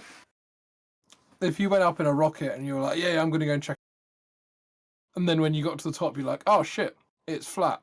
I would say it's flat. Yeah, but then you just said that you'd never go back to the flat Earth. Yeah, okay. Well, okay, fine. Until I actually see some actual significant evidence to even acknowledge its existence of being real, maybe. And that's why you're better than paid NASA shield, because you actually admit when you made a slight mistake. Oh, I would have to. Dude, when I No, I left mean just Flat in Earth, this conversation. when Like, I left Flat Earth, I publicly left Flat Earth. I let it all go. Trust me, Flat Earth. I'm an open. Did you file for divorce? I'm an open book. No, I kept it real, dog. Trust me, I'm not like the other fucking assholes you talk to. No, I know you're everything not. is That's why. realistic to Yeah, me. I actually do know that. From talking to you, I can tell you're a He's respectful less guy. of it. I can tell he's Yeah, less of an asshole. Put it this Yeah, way, but also put it it's this like way. just because If you disagree with someone doesn't mean you have to treat them like shit. Yeah, only time. Okay, I do get triggered, and I do go off the rails sometimes. I can't say I don't. I know I do. I'm that type of person. But the difference is that I don't think being disrespectful in a conversation gets anywhere. So in my eyes, until it happens to me, I can't do it. You I get that thing where you amped. can't stop talking. You get Yeah, the but thing I don't you get amped personal when you though, can't Jeremy. stop talking. Yeah, I know, don't- but you don't get personal or throw insults, but you get triggered to a spiral to I where do, you like yeah. can't stop talking. Like you can't Uh-huh. do it. You can't Yeah, stop you're right. talking. I do. I have an issue. I do. I have. Everyone has known this for fucking years. I started streaming for that reason alone. I saw this on my Facebook. I saw this thing where like somebody posted a thing that was like saying that like people that have dominating. It was basically somebody talking about like relationships, and they were because one of my friends on there, she's like a relationship counselor kind of thing. So she posts stuff on there. So she basically posted like this article that she wrote. You know, do you have a dominating talker in your relationship? You know, like, and the whole thing was how some people have this like way of just dominating the conversation. They're just talking over people, constantly talking, you know, doing that. And it just kind of made me think about some of the people on these discords where they'll do that. It just kind of made me But see look that at this, Gio. Look at it as a sign of respect. Because put it this way. So if I'm in a situation and I don't know the people or anyone, and even in conversation, I don't do this. I don't do that. But when I grew up, me and my father got me into the whole looking at things from other ways. It's not always as you seem argument. So we had a lot of philosophical arguments, and it was enjoyable. So I'm comfortable talking to you people. So that's why I do it. What do you mean, you people? You, Jeremy, I don't even like you. What do you mean, you people? Whatever you think. If you wanted the worst one you could think of, probably. I mean, and that's where you want it to go anyway, right, Jeremy? When I said you people, I meant like whatever. You flat Earth people. I don't know. No, there's You not crazy just flat Earth people? There's You weirdo people. Like what? put it this way: no matter what I say to you, I would be just equally as much. Crazy. Every one of you fuckers are crazy. Unfortunately, so am I. Delusional. Fuck yeah! Look at we're all sitting here every day having the same fucking conversations with each other, like we're gonna get somewhere. We're all stupid. Yeah, but as the smart difference as we all is are, though. we're all fucking idiots. I think the difference is though the flat earthers are like trying to accomplish some shit, and you guys like aren't. Yeah, You're not helping. That's cute.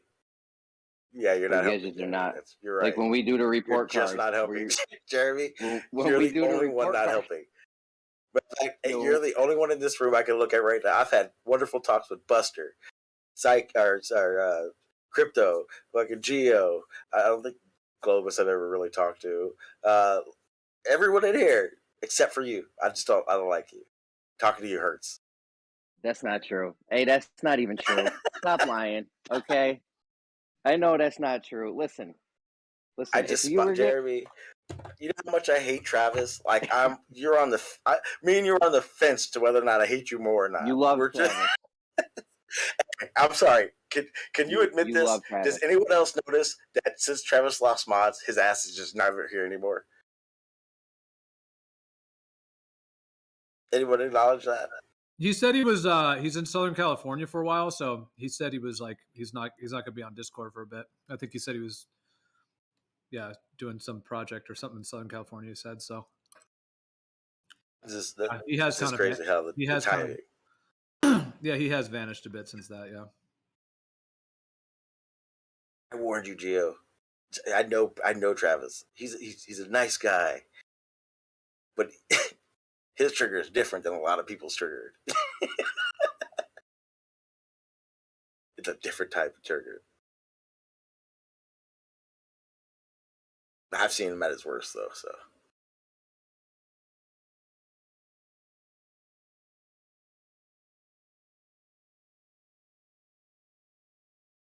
But we digress. Yeah, Jeremy, I just don't like you though.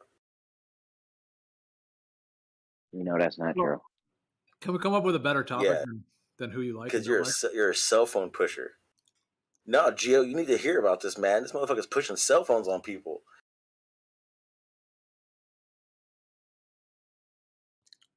I thought you were going to present your physical, tangible measurements of the Earth.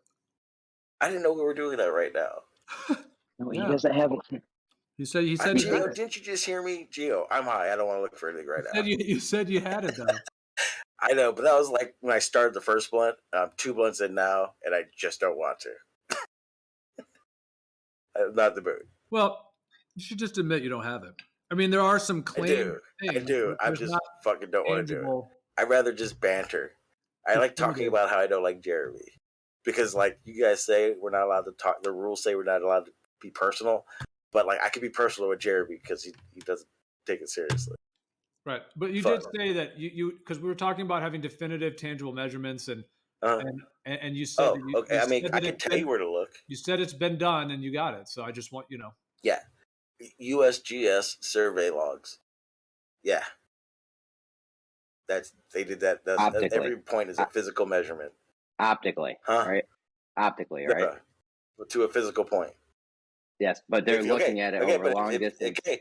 If you're right, Jeremy, that means every house, every freeway, every road, everything that's ever been surveyed is wrong.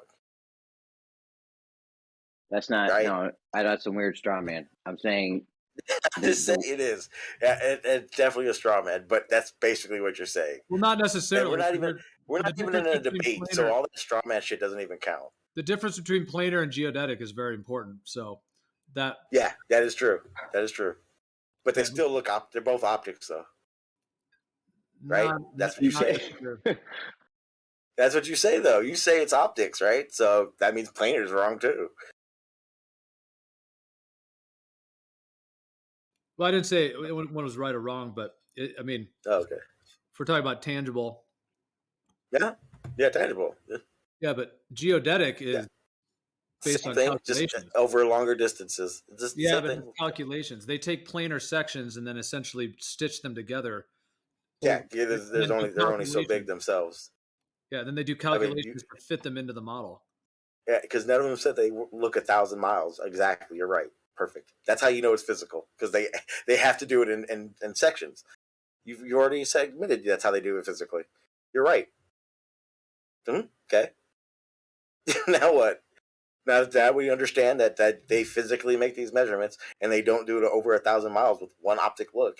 Yeah, that's how we know it's that's right. That's why I tried to clarify. Because they physically did this. Geo means Geo just clarified it, Jeremy. Do you not mean a tangible measurement, Geo? Something you could touch, like the ruler to the wood. We were using the word. I was using the word physical earlier, but tangible. Mm-hmm. Yeah, we're talking about definitive, tangible, verifiable measurements, not optical or theoretical. Can we say that plane surveying optically is accurate? Within a degree margin of the tools, the error margin of the tools within particular distances. It's accurate enough to work, though. But it's accurate enough to work, though, right? Yeah, for the purposes in which it's used, yeah. Okay. Now, explain what geodetic surveying is again, because you made a perfect explanation on how they do it. You said they take planar survey sections and put them together. Right? I don't want to be speaking for you. That's what you said, right? Well, I'm not saying I'm an expert in the field, but my general understanding is that they use planar planar measurements, optical and different measurement tools that they use, and then they calculate and link those put them planar together. sections together into a geodetic. And that's what they calculate. And with that involves various calculations, that involve radius values and all kinds of assumptions. 100%. And they're verified optically as well. But again, if planar surveyor works accurately, you just explained how they do it in sections, and that's why we know it's still accurate. Even with their made up voodoo ratios, it still works. Yeah, but just because you can do planar sections that are accurate doesn't mean that you can link all those planar sections together with calculations and then say Earth is a globe. Why not? You can't measure 100 foot in 100 foot sections. You can't measure 1,000 foot in 100 foot sections. You can't do that. That doesn't count. Yeah, but they're not just linking those planar sections together. They're using this calculated. No, they're linking them and calculating them. They use them both. That's why they're doing them in sections, so they can have something to calculate to each other.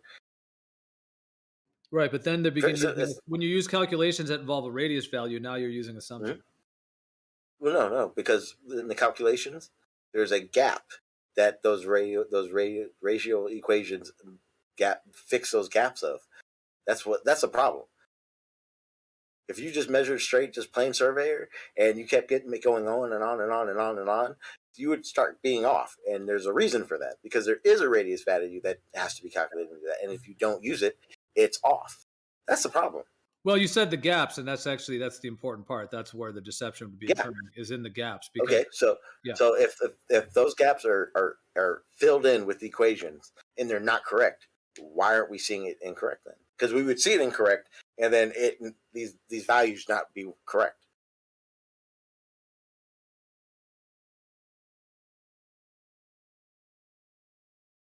Well, the realization is they're not verifying. They're not that at this small scale of planar, it's all okay.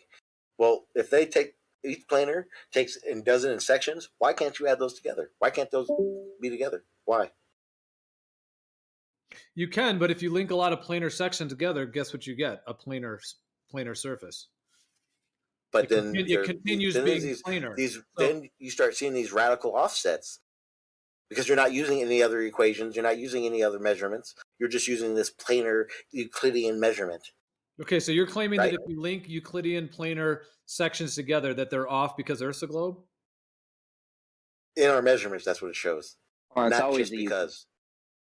No, it's not always. It's always the Euclidean. Hold on, Jeremy. We went over this, man. Hold on. It's always the Euclidean. It's always the Euclidean measurement because you've never used spherical geometry to actually measure the Earth. Why? I don't know why. Why haven't you done it? It has been. My bad. Go ahead, though, Geo. Go ahead. It's always Euclidean. Go ahead, Geo. It's not always Euclidean. Remember, we talked about this, Jeremy. Euclidean geometry is just one method of geometry. Give me a spherical measure. Give me one time where they've used spherical geometry to measure the Earth. It has never been done. It has, all the time. Where? It's everywhere. Well, you realize it's you can't everywhere. make a straight line. Google search that shit. I don't want to get it right now. Go ahead, Geo. I don't want to interrupt. It's always Euclidean, Geo. But you did interrupt, and that's not true. And what I'm saying is 100% true. Okay, it's always geometry would be an accurate thing to say. Yes, well, it is I'm always kind of geometry. wanting to bow out because Sean is just talking over everybody. It's kind of like you can't speak. I'm not, Geo. I'm being good. You said you're too. You said you're 2 blunts in, so now I'm kind of starting to think that it's when you're high. Cannabis makes you just like interrupt everyone constantly. But I'm not being an asshole about it though, so it's okay. Well, it's like nothing can be said. Like every time I speak, it's like you clip in. I was only doing it to Gio or to Jeremy, not you. Jeremy cut you off, not me. I was cutting Jeremy off because it's fun. Oh, what the fuck? Listen, they're measuring flat shit, and you're fucking making up spheres because you love balls. Okay, there's not like That's what you guys do. You love balls. I mean, that is kind of the summation of it. Yeah, planar surveying, in my understanding, is done within a certain error margin within certain areas, and at some point, geodetic surveying takes those readings and then essentially links them into a larger geodetic model, and that model is given to them, the WGS84, and the calculations that they have to do, but they aren't actually verifying that curvature. They are verifying. It's calculated in the way that they're trained to calculate it. Okay, in that training of calculating it, it is correct with those measurements, because if it wasn't, it would be off. Mileage wouldn't work. Distances as crows fly wouldn't work. A lot of things wouldn't work if it was that way. Yeah, but then that gets into the question of the error margin within planar surveying in general. So first of all, the error margin optically, all of the challenges that are involved in that. And then if you start trying to link those together, you're dealing with the error margin between those as you're linking, A to B, B to C, C to D. And then that has to be calculated involving radius values. So there's a lot of room for fudging. The best part is under your guides, Geo, until you actually make these survey measurements and understand where these equations are put in and why, you really don't understand it. Right? Physically, because that's the whole agenda of the conversation. Physically, tangibly doing these things yourself to actually believe it's real. Because the measurements are there, but you don't think they're accurate. But the only way for you to know if they're accurate is not yourself. A tangible measurement, not a tangible one. Okay, but then, hey, he would have to do a tangible measurement to know this is correct, right? Somebody's got to do one. You've never done one. Oh, I've done plenty of measurements that make me understand it's a globe.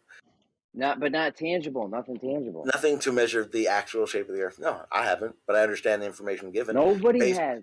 Yeah, they have. But based on the understanding I have of surveying, I'm able to understand the data. So that's a definite plus for me, I'd say. Yeah, but a tangible measurement, right? Yeah, they Nobody's tangibly do it. They do it. Yeah, they actually go out there and do it. Yeah, they do it. All right. Yeah. All right. All right. I've already explained how they use tools that make it so that literally, if something's wrong, you don't get an accurate shot. You don't get a signal back. Yo, let me ask you a question. It's not. Jeremy. Let me ask you a question. Jeremy. I'm asking you a question. Ask me a question, Jeremy. Just relax. I can't if you don't stop talking. Now listen. I know. In 1900. Yeah. How much? And say you had the best instrument you could possibly get. Do you think they could measure to within 100th of an arc second? 1900s, yeah, I think so. By that time, they were building canals and bridges and shit. Yeah, I think so. Really, bro? What do you think they can measure to now? What do you think they can measure to now? Probably even less. Technology's a motherfucker. We just talked about But you don't know. How much can you measure to? I don't know. I don't have a tool in front of me. I thought you did this stuff. Wouldn't it be important to know that if you're claiming to get accurate I've never been a geodetic surveyor, ever. Well, bro, how much can you measure to within how many thousandths or how many in my digits past the arc second? In my measurements, I don't need arc seconds. I'm not a geodetic surveyor. Doing topography mapping, you don't need arc seconds. It doesn't matter. So but it doesn't mean I don't understand what an arc second is. See how that works? I didn't say that. I know, but I'm just saying. I've never done geodetic surveying, so I'd never used it. I can't measure that. I've never done it. I know the concept of how to do it. If someone walked me through it, I'd be easy to learn. What do you think the first geodetic instruments could measure to? The first ones. What do you mean? Arc seconds? I don't know. Maybe 1 arc second. I don't know. Probably. Most likely. And that's based on the accuracy of the tools I've used. Physically, tangibly.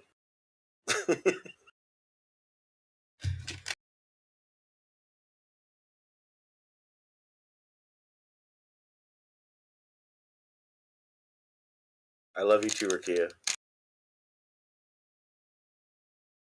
Me and Rakia are best friends, just if anyone didn't know.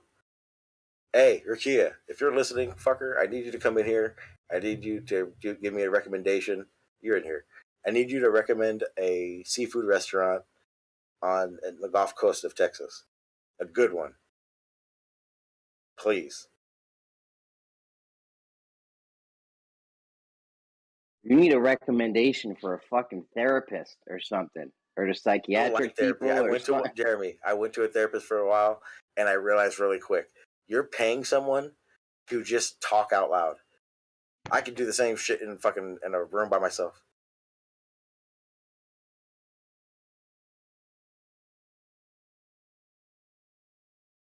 And that's not crazy of me to ask. We got recommended a seafood place out there. We went out there and the place sucked ass. Fucking Ricky's a fisherman. He would know.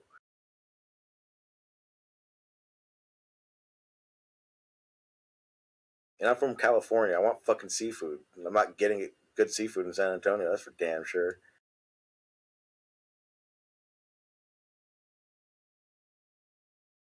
You act like they don't ship the shit they catch on the coast in the inland. Yeah, they ship you it. Realize it's not fresh. That shit ain't fresh, Jeremy.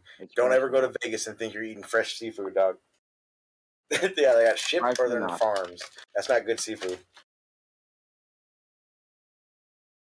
That's how I know you're not a connoisseur of good seafood. People that love seafood understand that. If it's not on the coast, it ain't good.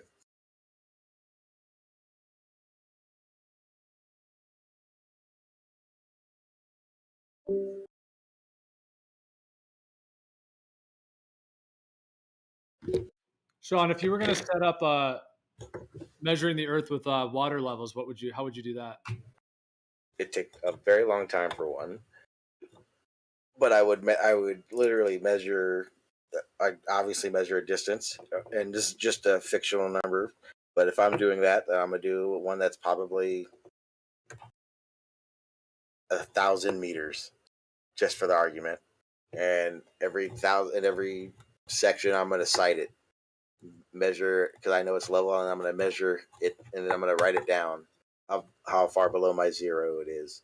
And then I would record that, and then I would write it down in a book so that when I'm talking about it to other people, I can show them the measurements I got for each step.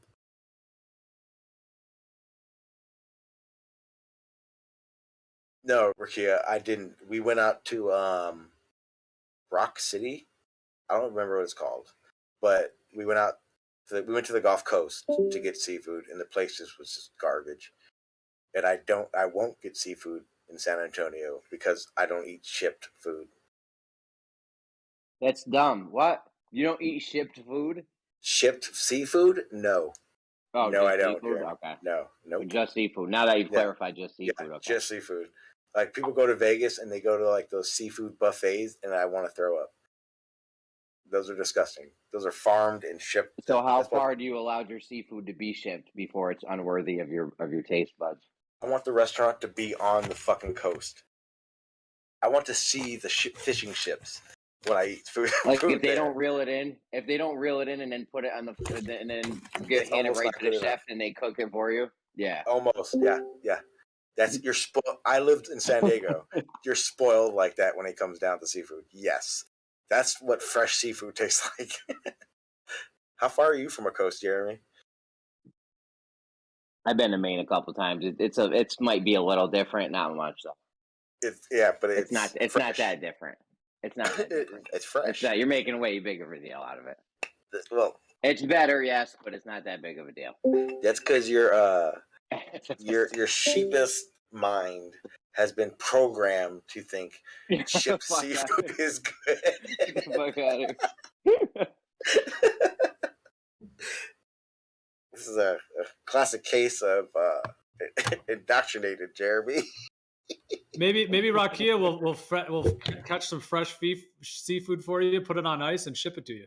No, I wouldn't want it. And he wouldn't want me to have it either. Well, I mean, how long do you think the restaurants that are on the coast? How long do you think they hold it for? Hours. What's hours at best? Yeah, no way, dude. You think they're fishing right before dinner? Hours before. That's why they have daily catches, Jeremy. Maybe some places. So that's why also, and see, someone who really, because I have daily catches at my place. Yeah, in the middle of New York. So the people who enjoy good seafood also know to go early. Because Bro, why can't I get a daily catch in Albany, New York? How can I get a daily catch in Albany, New York? Because they daily caught that 3 days ago. They caught it and shit. Every day they caught those fish, 100%. Daily, they brought them in every day, 3 days ago. Fresh seafood is awesome. It is amazing. Like the you go people to that, Maine? they go tuna hunting, and there's like a ritual. Like once you catch your first tuna, they cut it open. You got to take the heart out, the like live beating heart, and just take a chomp out of it. I would love to do that. And for anyone who does it, Jeremy, this is to you. Fresh tuna does not taste like tuna in a fucking can. No doubt. I mean, I've had a fish on a lot of coastal places. I've been to Aruba, all the islands, Maine. See, then you should know. You're just talking about your ass. I'm saying it's better. It ain't like I get a lobster. You know, I go get the daily catch at my local joint. It's still good. It may be okay, but it's not fresh.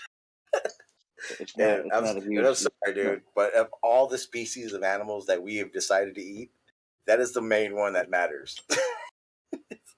I guess I'm just too indoctrinated. Yeah, I'm sorry they got to you. I mean, you think it's concave, possibly, so sky's the limit with what you think. Bro, they're claiming that they got a they got a tangible measurement of things you don't have. With a what? That you think you have. What's what? I don't know what they used, some kind of steel I-beams or something. I don't know how they did it. That's why I was trying to holler at that concaver earlier today in Gems. Chemo said, yo, the concave guys here. I was like, oh, bet. I got concave questions. Let's go. You have to put Chemo in the same category you put David and Pete. Chemo's a gentleman and a scholar, first of all. He is. I think I've only heard him cuss a handful of times. Yes, and a scholar. But David doesn't cuss either. Dude, Dave's on some other shit. Dallas. You never heard Chemo's sticky air concept? No? That was great. There's this. Chemo showed it. Chemo showed me the sticky air. There's a special kind of camera technique. Spider, you're talking about the spider thing, right? I don't know. There's a special camera technique where you need mirrors and the right lights and shit, and you can like see the sticky air. Well, I'm not joking. I forgot what the name of it's called. It's a real film technique. Okay. Where you can like see air or pockets of moist air or something. But what Chemo was talking about wasn't that. No, that was it. I remember exactly that. He was on about that for a while. I'm willing to bet you $1,000 he wasn't. That you're telling me that wasn't part of the sticky air thing? Yes. That imaging thing. Because he even showed a video that showed this is where it started from. That's a better way of saying it. And he's recently showed me the same video to make me think that he thinks it's the same thing. But he shows a video about these spiders that used the electrostatic in the air and the moisture in the air to basically fly. And when he saw this, he called it sticky air because the narrator in it said almost like it was sticky air. Sure. So Chemo was just copying what the narrator said. Because the narrator went into detail what he meant by sticky air, and it wasn't sticky air. I made some memes for it. It was awesome. Gotta see it. It's not awesome, Sean. It is. Awesome. You're not cool. Not cool. I'm awesome. I am fucking awesome, Jeremy. You're not cool, and you love Travis. You guys used to be best friends. You would hang out and get coffees together and stuff. I met him one time, Jeremy. Yeah, and you guys. Did you meet him in person? Yeah, and he had a lovely time. We met up off of the coast of California to do some observations. And you had a lovely time with him. I did. Yeah, that's what I mean. Yeah. It was awesome. You were trying to act like you don't like Travis earlier. And then Yeah, and then like 2 weeks later, he went on a literal racist tirade against me and Jose on a live stream. Did he really? Yeah, 100%. It's No, recorded you and guys everything. be I'm not wilding out bullshitting. with the racist stuff. No. He called. No, I'm not even gonna say what he's. He literally went racist on me and Jose, and I ain't talking second grade racist. Where no, he went racist. It's recorded. I don't know. Let's hear the clip. Find it. Let's hear it. Huh? I don't know where it is. No. It was on my live stream. I'll find it. Oh. I'm not lying at all, Jeremy. This happened. This is what the animosity between me and Travis is really about. When me and Travis met, we were cool. It was a great meeting. Dude was a cool dude. Wasn't even awkward. It was a cool situation. They let me look through his cameras and shit. It was fun. You don't even sound black, though. I know. Are you even black? Which was part of his racist tyrant. I don't even believe you're black. Unfortunately, there's plenty of live streams that I've been on camera. So. Have you? Yeah. Yeah, I used to be on I got it. Dude, I used to be on Jeremy. I used to be on camera for years, every day. CGI. Okay. Yeah. Kosho tried telling me yesterday Les Stroud wasn't fucking telling me that his satellite shit didn't work in that TikTok I posted. He's saying that's not Les Stroud, it's some other dude talking. Yeah, no, Jeremy, you're 100% right, because I've seen those episodes, and they're in a situation where he tried to notify and message his team, and he didn't get it for like 3 days. Yeah, he had like four devices that relied on He had two. He had a satellite phone, mm-hmm. a thing that was supposed to ping his location. But then he had one that pinged and messaged. He had like three or four. He had like 3 or 4 satellite things. None of them worked. He's like, none of these things have worked the whole time I've been out here. Yeah, no, you're right, 100%. They were trying to tell me earlier in Gems that, oh, that's Skiba talking over Les Stroud. That's not really him. Da da da. I'm like, okay, hey, Jeremy, Survivor Man has his own YouTube now, and he has all those shows on his thing. I've seen him. And I know the one you're talking about. He was in the hills of, I think, Romania or something, and it was like forest roads, and he kept back. He went down this big-ass hill he shouldn't have. No, I know exactly what you're talking about. And the biggest problem he had was at a certain point, he tried to message his team, and he couldn't get satellite signal for days. 100%. That happened, yes. He said this shit wasn't working the whole time he was out. Yeah, like from start to end. He didn't get no signals, no nothing, no satellite connections, none of that shit. Yeah, that's exactly what I said. 100%. Nothing about what Jeremy just said is anything different than what exactly he said. Yep. Yeah, you're right. I've seen it. I know, but these guys were trying to play me. These guys were trying to play me. They're like, that was some fake version of Les Stroud, Rob Skiba sounding motherfucker, doing a voiceover. I'm like, you can see his lips moving. No, here's another good one. He also does a director's commentary of each one of these things. He talks about it and why he's watching that. And no, he narrates his own shit. 100%. You're Jeremy. Everything you just said was 100% in detail. I'm always right, Sean. I know. Thank you. No, just this time. That's why I'm so proud of you. And then I remember you're a concaver now, so. I'm like you. I'm exploring possibilities. I'm just saying. You're too narrow-minded. Like, you went from a ball to flat to inverted. Like, you did the full spectrum of flipping.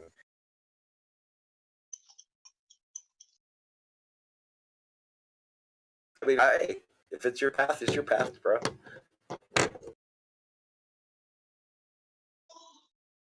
Listen to me. I'm not the one who's too listening to you, Jeremy. I'm not the one who's too closed-minded to think of there might be other possibilities out there. All right, that's your game. I'm not closed-minded. That's your game. I'm not closed-minded. How? We just talked about a bunch of shit that I'm not closed-minded about. Yeah, but when it comes to some shit, you are. You got a bigger box than most of the Globers. I'll give you that. Okay. Well, does that mean your box is even smaller? No, I have the biggest. I don't even have a box. I don't even know what that means. You made it up. I don't even have a box, bro. You guys got all these different size boxes and shit. There's no box. I don't have no box. No box for Jeremy. Got it. I don't got no boxes. We don't need no boxes. No box. No box. Jeremy don't play boxes. Like, it ain't think outside the boxes. What box?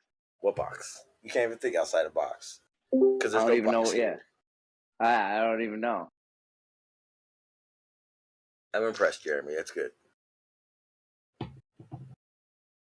So, How's your cell phone business going? it's going pretty good. I make a couple bucks today. I didn't do it a lot today. I've been driving Uber. Had a good deal this weekend. You got so you do other things. I'm proud of you. Yeah. Yeah. Well, I was thinking about doing an Uber, but I don't really like talking to people. Imagine that. And I don't ever have to. Most people don't even want to talk. I hope not. Most people don't even want to talk, especially with the mask on. I'll find them like that I'm talking to myself, and they're just listening to music in the back. I'm like, yo, you ever see that movie Conspiracy with Mel Gibson? Oh, you're one of them assholes. You're an asshole Uber driver. You're like the worst kind. I can figure out when people don't want to talk, but just by the first couple interactions, like, you know, I'll see if they want to talk or not, and I feel them out. But his son did his first Uber ride. And he texted me. He said, "Dad, the guy won't stop talking." And I have always had a solution to this. That when someone does that, son. Yeah, I make my phone make a ringing sound, and I just pretend I'm on the phone. So I offered to call him, and then hang up because he doesn't want to talk to his dad. So the driver thinks he's on the phone. That's my tactic to a talkative driver. the apple don't fall far from the tree, Gio. No, what you do then is you just go do like DoorDash or Grubhub or something like that where nobody's even in the car. But I smoke too much weed. Sean, You know how hungry I'd be. Okay, Sean, I got a question. So when you say before that you were questioning the globe, or that you were, I guess you say you were flat Earth or something, but whatever was going on then, these measurements that you claim that you're aware of now of the globe, which of course are not actual real measurements, but besides that, were you aware of those at the time? No. Okay, so you since found them, and you're like, okay, the Earth is a globe. Yeah. Okay. In the blocks of things that accumulated, yes. Okay, so would you say that was a major part? I've said this before.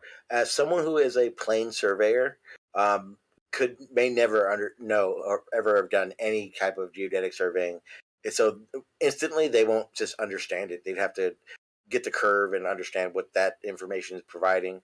But plane surveyors can go all their lives and not question the shape of the Earth or measure for it ever.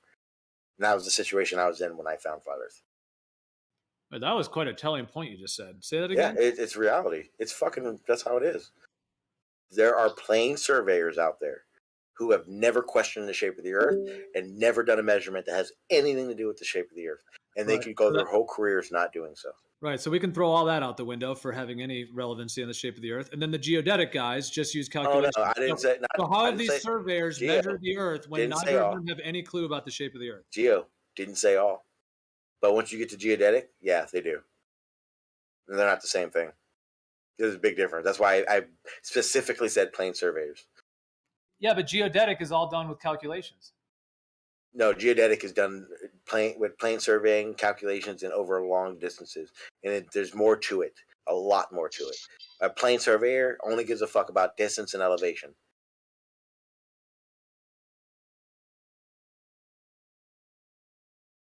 I made it clear.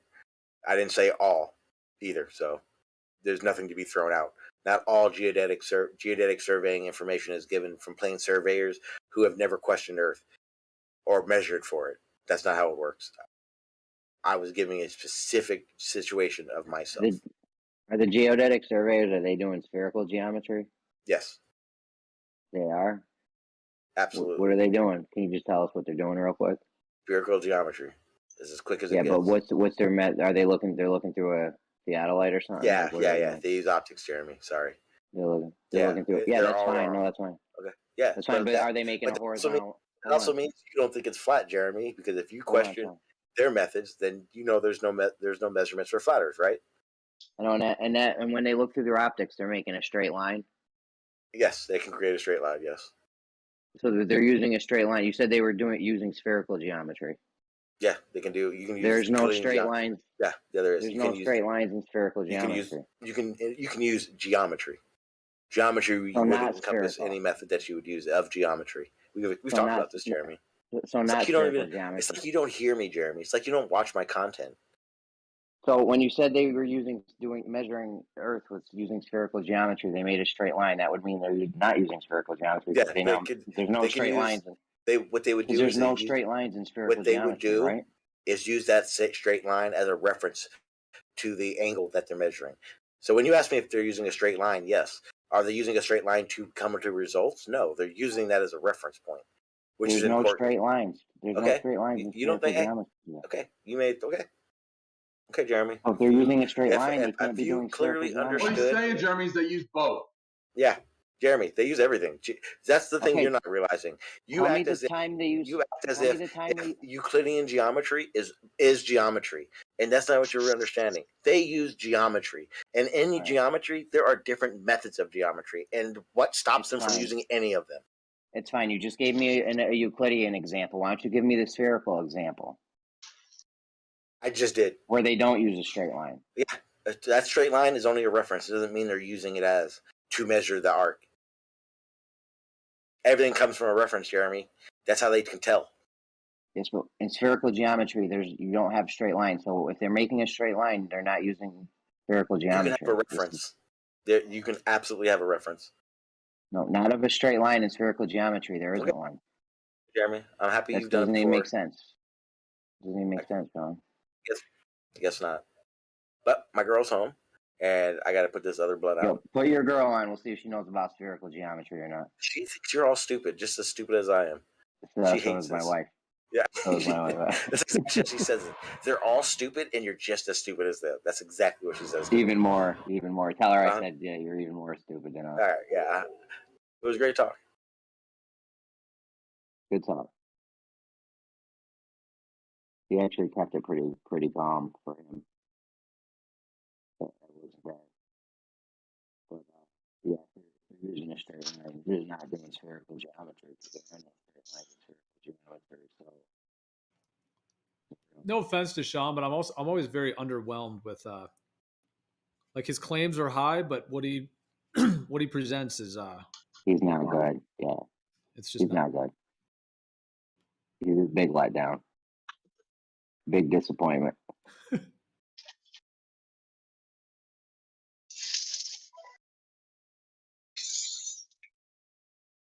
Remember yesterday I asked the Rumpus if they'd ever measured Earth with spherical geometry. He said no. Yeah, that was the correct answer.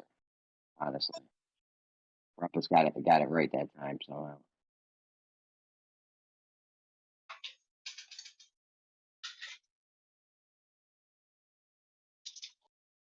That straight line out and tell me you're using spherical geometry. That's how I know you're full of shit.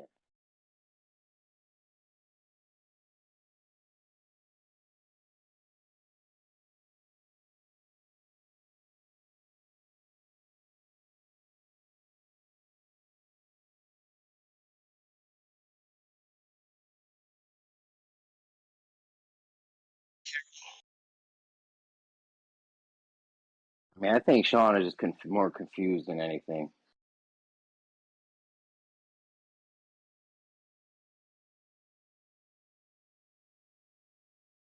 I think a lot of these guys are like maybe misled or confused or misinformed on certain things. I don't know. Source for that.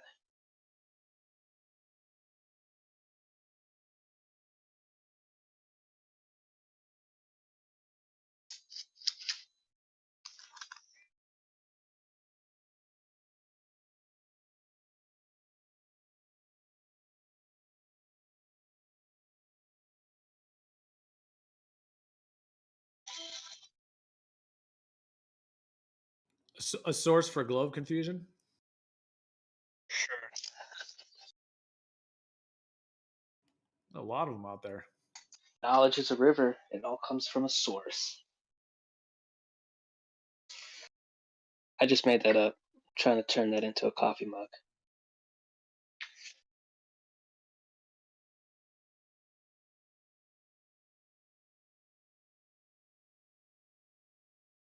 So, how's the flat Earth industry treating you? The flat Earth industrial complex, What's also that? known as the FIKE, Never heard of it. flat Earth industrial complex. Yeah, what is that? It's all the flat earthers on the internet making money off of flat Earth theory, and it has They're raking complete. in millions, billions of dollars a year, billions. It has its own internal kayfabe where they pretend to be at odds with each other to create They got interest. they got secret underground layers and shit. Sharks with laser beams. Yeah, they have meetings and fundraising and cults of personality. They even have poisonings, assassinations like Rob Skiba. So they got all kinds of stuff going on. They got crisis actors, slush funds, all that stuff.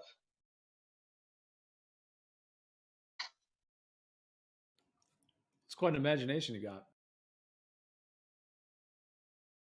Well, you're part of it. You're a shareholder in the flat Earth industrial complex.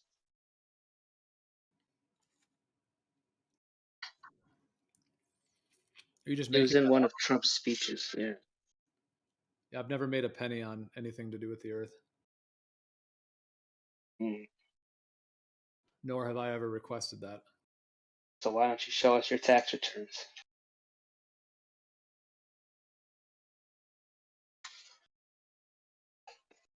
See, you don't want us to see them.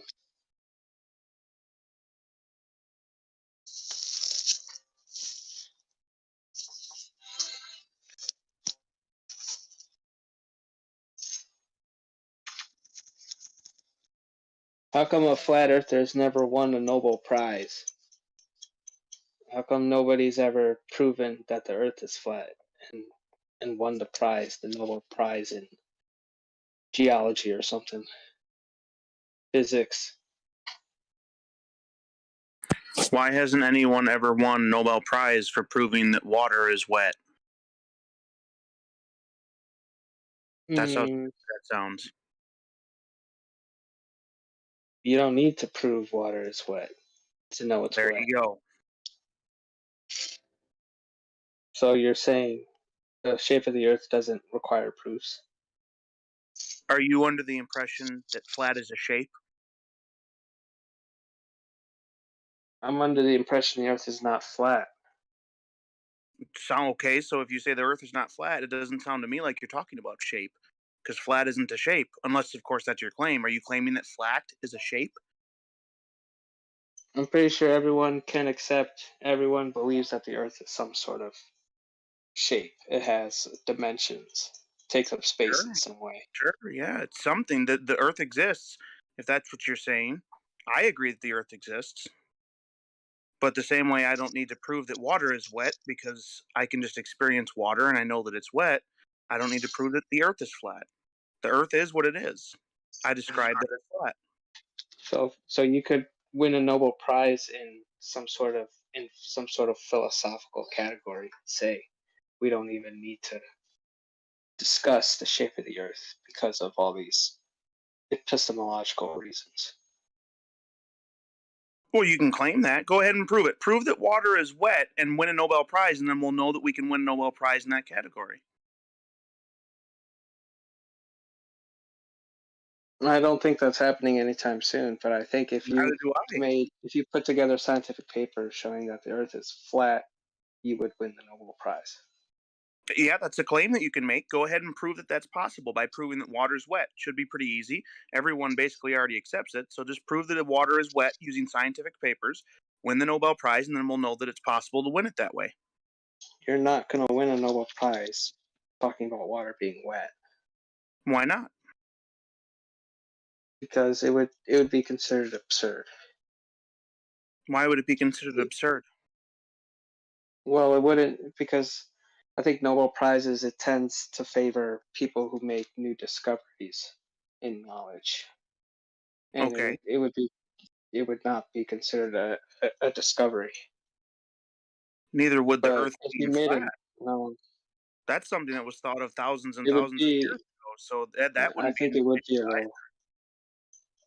it would be somewhat revolutionary, because there's a lot of people that are invested in thinking the Earth is round. Like there's a lot of The idea that the Earth is consensus, flat whether has you been agree with around consensus almost as or not. long as the idea that the water is wet. I think you're being dense on purpose, but okay. I mean, Well, that's fine, but you haven't actually in any way shown that I'm wrong about what I'm saying. The idea that Earth is flat has been around almost as long as water being wet. The same right. idea. But using proofs in acceptable by modern science and philosophy has never been applied to proving that the Earth is flat. See, That it's like you're adding stuff on now.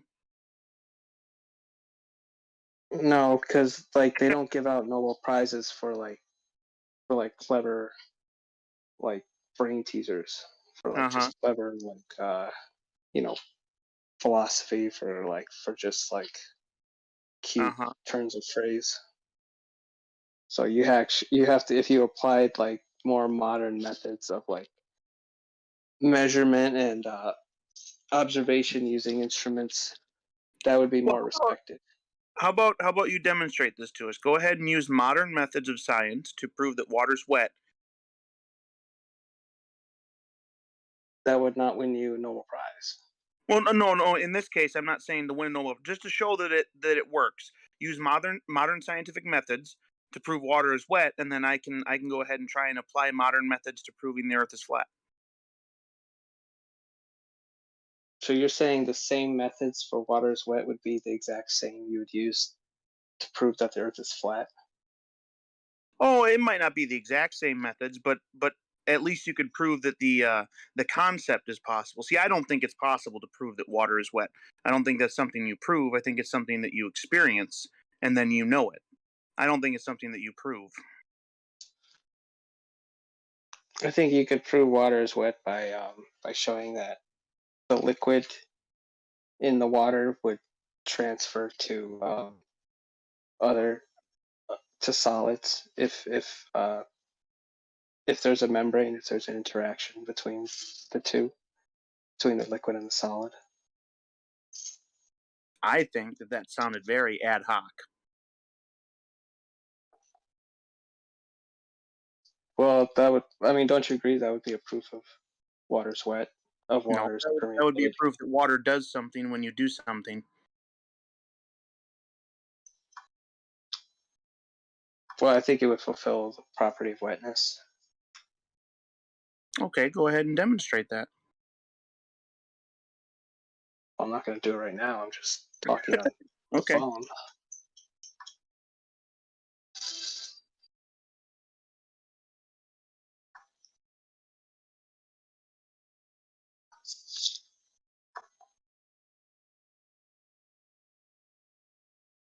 Anyway, there is that guy doing the supposedly, I don't know if he actually will do it.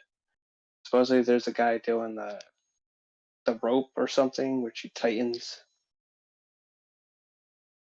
He's going to straighten out some sort of line to prove flatness or something. Forget which guy's doing that. Is it God, I forget who it is.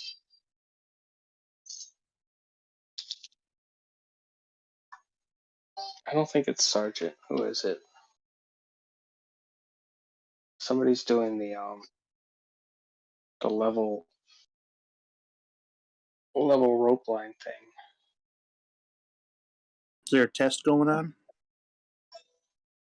I don't know what it's called.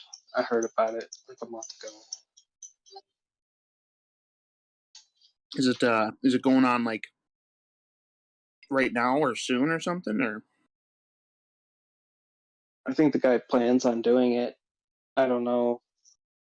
I would have to look it up, but it's supposedly some sort of test over, I guess, water.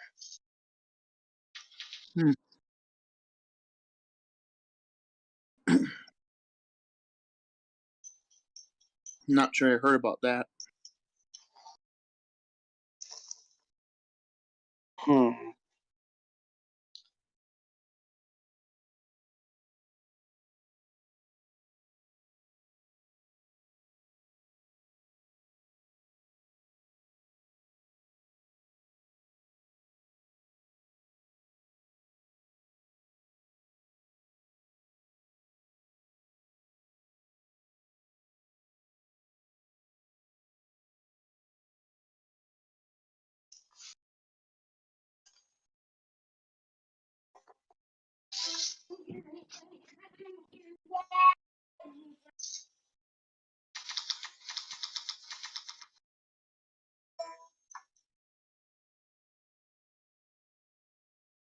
Spherical geometry. These guys make shit up, man. Have they ever used spherical geometry to measure Earth? Spherical geometry. Yeah. I think they use it, yeah, for like just long distance stuff, like maybe GPS, I guess, Yeah. or You maybe realize, city planning. yeah. So you realize spherical geometry only happens on the surface of a sphere, and there are no straight lines in spherical geometry. You know this, right? I don't know about that. That is what spherical geometry is. It all happens on the surface of a sphere. There are no straight lines. Well, how do they get the initial measurements? Like if they're measuring, You see just where the point, it might be. I don't know where they got what from, but you see my problem with them having used spherical geometry to measure this Earth. No, did you just explain it a while ago? Yeah, there's no straight lines in spherical geometry. It all happens on the surface of a sphere. So you see the problem with anything you're going to say they've used. Not even. Well, wasn't the other guy saying that they use straight lines from short distances, like a lot of Yeah. geodetic measurements or plane Yeah. surveying measurements, which have straight lines. Straight lines. Yeah, that's what makes it not spherical geometry. The straight line part. I mean, intuitively, I would think that in spherical geometry,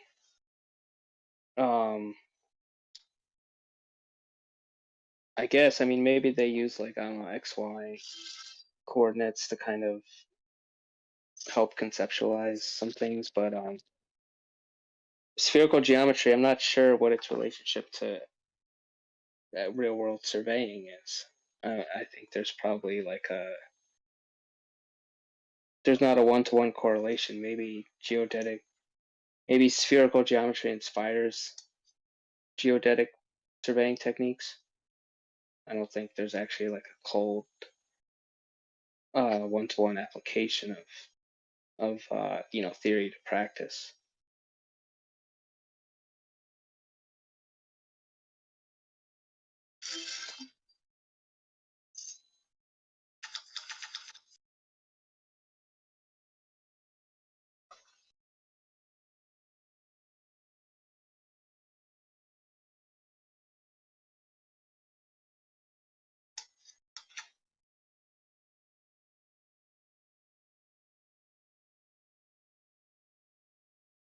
Yo, is Geo here? Geo and Jeremy, you both here?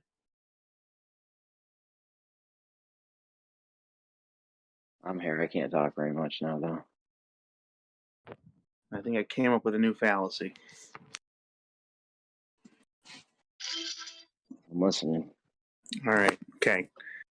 Get this. The non-disagreement fallacy. All right. And it's based off of essentially what Paid NASA Shill was doing earlier. Okay, he was. They were talking about that unicorn GIF or whatever, right? And rather than engaging on the point that was trying to be made about the flaw in his logic on the picture, he was trying to argue based on his knowledge that the other person isn't actually claiming that the unicorn is real, but is simply establishing that the flaw in the logic exists, and therefore that process can't be used to actually make the determination that it was claimed it could be used to make. So, using that as the example, Paid NASA Shill said that a picture of something is good evidence, or I don't remember the exact words, but essentially he was claiming that picture of something is good evidence of its existence. Okay, so then the other guy provides, I think it was Crypto maybe. Anyway, the other person provides picture of unicorn and says, is this good evidence of unicorns existing? Rather than answering and addressing the point that he's making about the flaw in the logic, NASA Shill simply repeatedly just kept asking him, are you claiming that that picture is real? Are you claiming that unicorn is real? Now, it's already understood, I'm sure, by NASA Shill that Crypto was not necessarily attempting to lie, and he was not necessarily trying to claim that the unicorn was real, but was simply pointing out that the picture of the unicorn is not good evidence for the existence of the unicorn. It can't be. Otherwise, any picture of anything is good evidence of anything existing, and that means that anything can exist.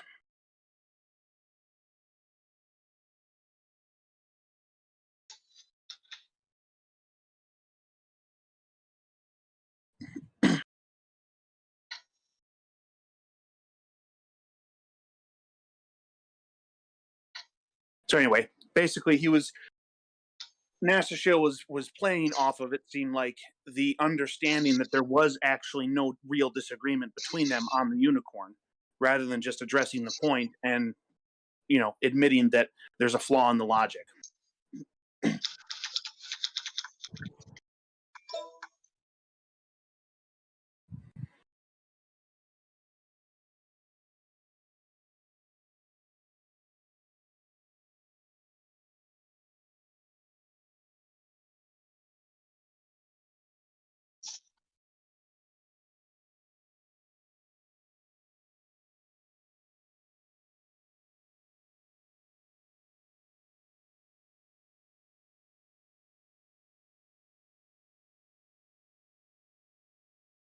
And I don't know if you heard him, but pretty sure Paid NASA Shill, based on that, he implied that he essentially didn't need to, they didn't need to discuss the unicorn picture, or that he didn't need to address it, because he already understands that his opponent isn't actually claiming the unicorn is real. That's really what where it comes in, is him basically determining that the argument doesn't need to be addressed, or that he doesn't need to concern himself with it, because he already understands the other person isn't actually claiming that the unicorn is real. Yeah, the unicorn being real or not is kind of a non sequitur. It's like a red herring non sequitur. It's like irrelevant. The fact that they both already agree that the unicorn isn't real is also non sequitur to the point. And that's what I mean, yeah. Yeah. That Shill was trying to use that, the fact that he already understands, and basically it's playing off of, I guess, two things. One, that he already understands that the other person isn't making that claim, and he probably assumes that the other person isn't willing to lie and say that he is making the claim. And so because of this, basically, instead of just addressing the point, he came right out and said, since the other person doesn't actually think the unicorn is real, then it doesn't need to be addressed. The argument doesn't need to be addressed. They don't need to discuss it or worry about it or whatever.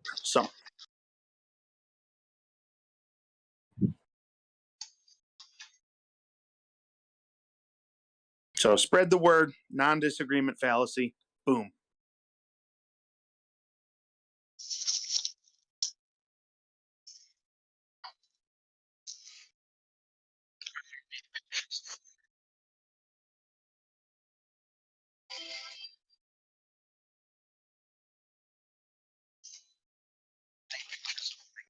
Nice.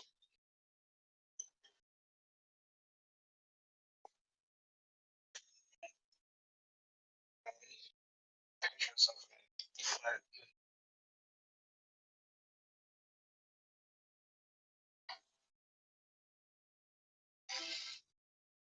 I don't think so.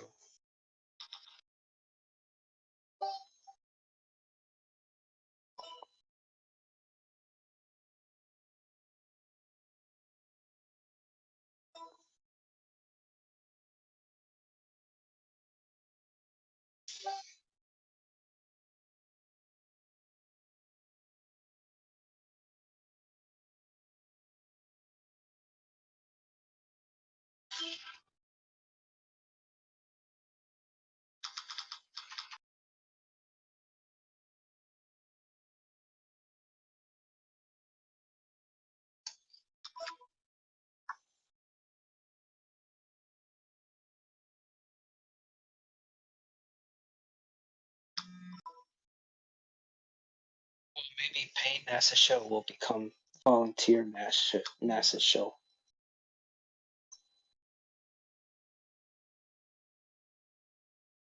I think he might already be volunteer NASA shill because I'm not sure that any of his arguments are particularly like profound or deep or anything like that. It seems like he basically comes in here and just kind of, mumbles stuff and insults people and stuff like that. He hasn't necessarily presented anything particularly of note that I know of.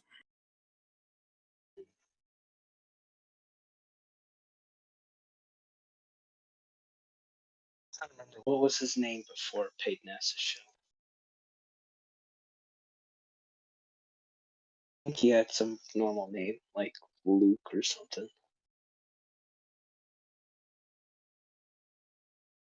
Carl. He was looking for the shape of Earth for a while.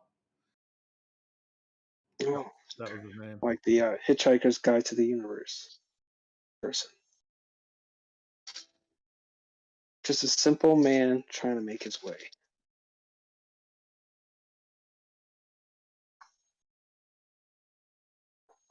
Gio, did you hear my explanation?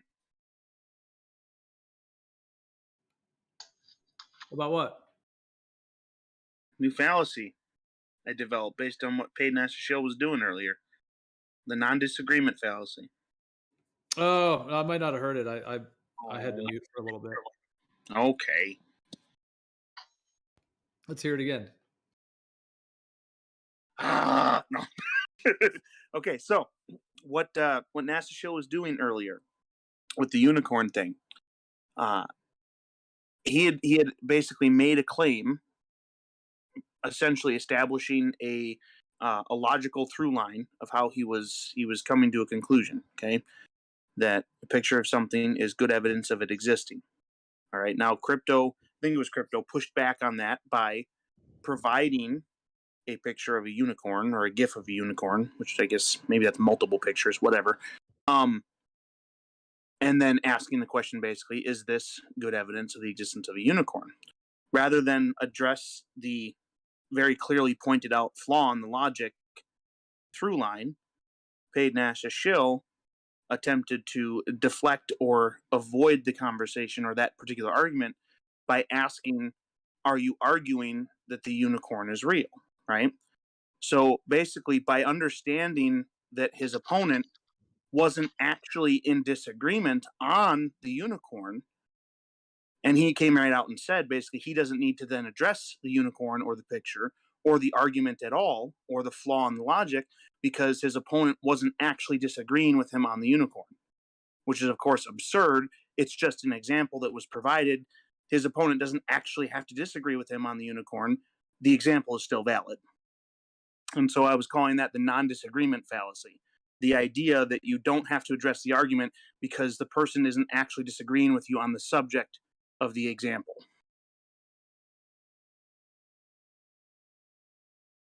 So unicorn pictures are real now.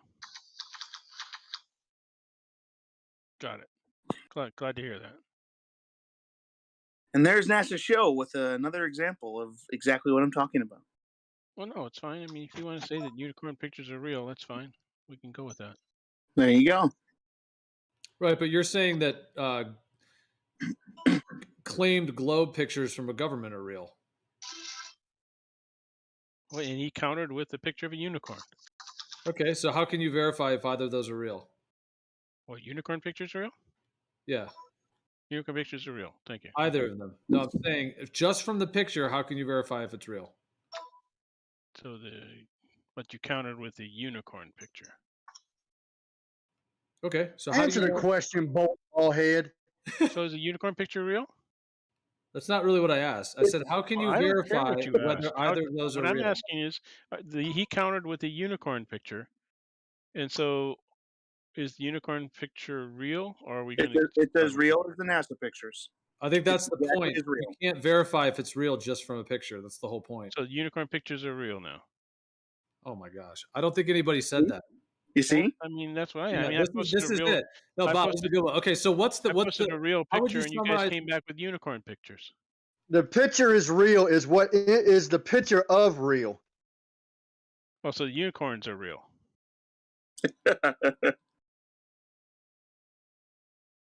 You see what he's doing?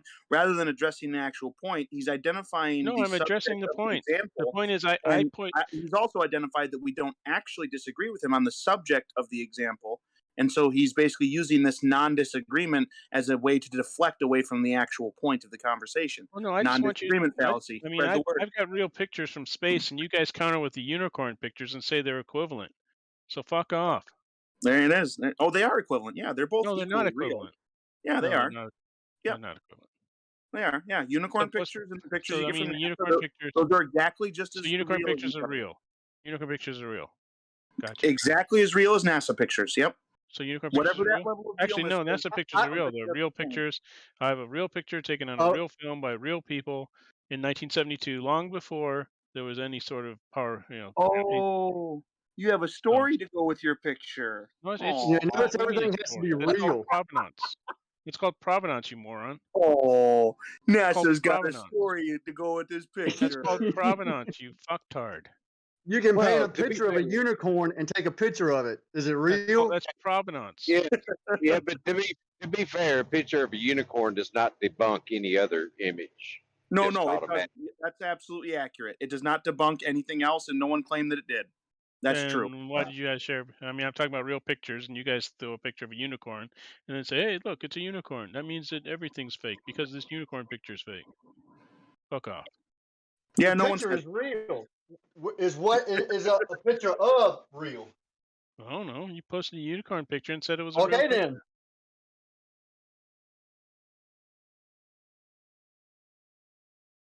I'm going to call this the unicorn picture fallacy, where you post a picture of something fake and claim it's real. Therefore, everything's fake because this one's fake or is it real? I'm going to tell you right now, lost the argument. very low effort fallacy names coming from NASA Shield. People, listen, people tell me, and I wouldn't unicorn fallacy. I wouldn't say this myself, but people say that these are very low effort fallacy names coming from NASA Shield here, folks, okay? I'm going to call this the unicorn picture fallacy from now on. I don't think anybody said that was a real picture, but I think that you had said the globe was real, and so because it was a picture, and so I think somebody presented that and said, "Well, essentially, if you're gonna counter with fake pictures and say that they're real, then that's okay. We'll call this the unicorn picture fallacy." Right. So how do you know that you don't have a fake picture that you're calling real? It was published in 1972, before there was Photoshop. Because it was published by somebody? In 1972, taken on a real film with real cameras. Because so now we're getting, because somebody told you that it was that. I see. So provenance is fake. Gotcha. So that means pictures of unicorns are real. So pictures of unicorns are real, but pictures from NASA are fake. Gotcha. Fuck. So Bob, if you had to summarize the fallacy into 2 sentences or something, what would it be? If you had to kind of, you know what I mean, like a elevator pitch. I might need to take some time to think about how to shrink it down to a quick explanation. The unicorn picture fallacy says that pictures of unicorns are real, or so pictures of unicorns are fake, therefore everything is fake. But if unicorns are real, then pictures are real, right? Something like that. I don't know. Okay, so keep trying, Shield. You'll get it. deflecting from an argument or deflecting from an example based on the non-disagreement of the subject of the example.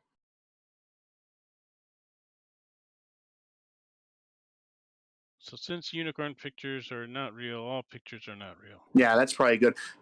Deflecting from an example based on the non-disagreement of the subject of the example. I'm calling that the unicorn picture fallacy, I guess. The unicorn picture proving that all pictures are fake because unicorn pictures are fake, or are they real? I can't. You guys can't decide. Will somebody please change Paid Nessa Shill's diaper? Okay. Well, that's a really great comeback. I have to remember that one. I think I remember that one from 5th grade, or was it 4th grade? I forget. Good comeback though.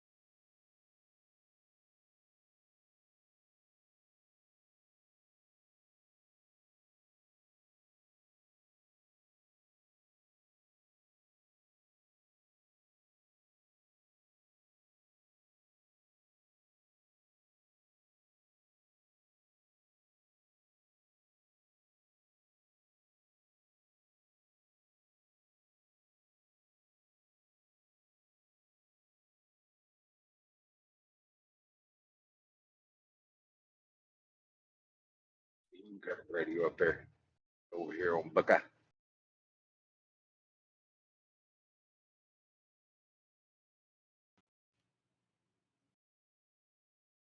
Did you mean to say something, Howard, or was that a hot mic? Yeah, it's a hot mic. I'm on a detour here.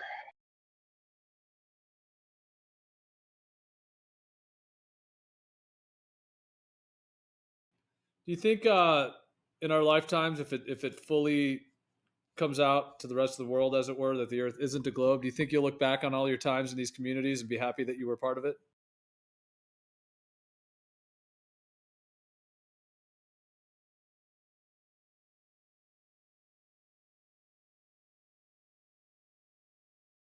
Makes you pause and think, doesn't it?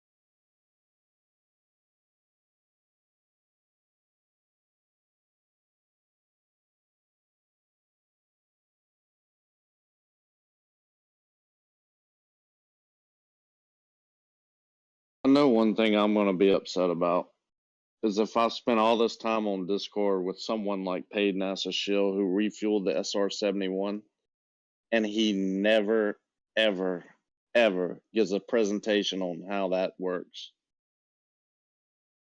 Also, one thing I'm disappointed on is when him and Blue are in the same room and someone asked a question about a pilot or about an airplane situation, Blue is the one who gets the answer to question. Someone who's flown single engine Cessnas and Tigers and things that only has a PPL instead of the Air Force pilot who's flown multi-engine jet planes for the Air Force for years and refueled the SR-71.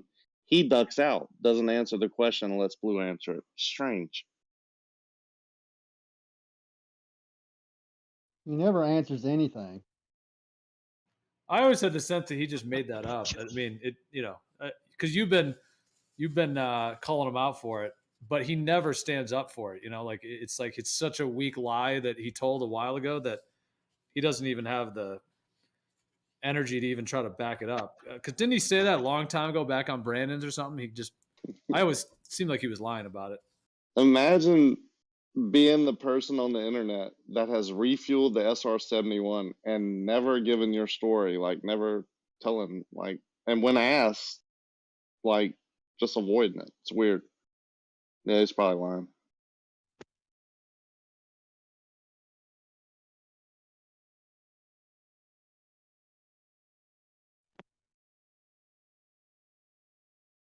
Speaking of pilot, I start my training Friday at noon. I take All my first right. flight. Yeah, man.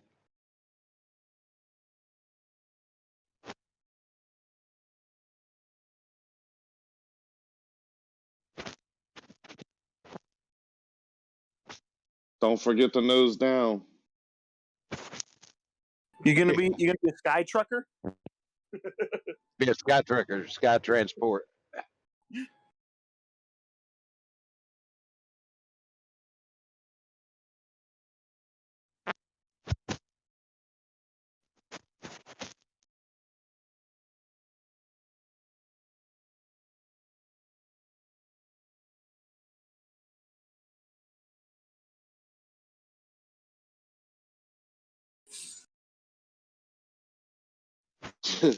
Just for fun, Left Lane, when you get your license, and I have no doubt that you will, because it's, it's pretty standard. Someone, like, if you can get your CDL, you can get that. You got to call into the tower and record it and say, yeah, by the way, how much Coriolis will I be experiencing today on my flight? And I'm not poking fun at you. I'm just saying you should do it. Yeah. Yeah, they probably won't get it. They'll be scratching their head. Yeah, they probably won't have any clue what you're talking about, right?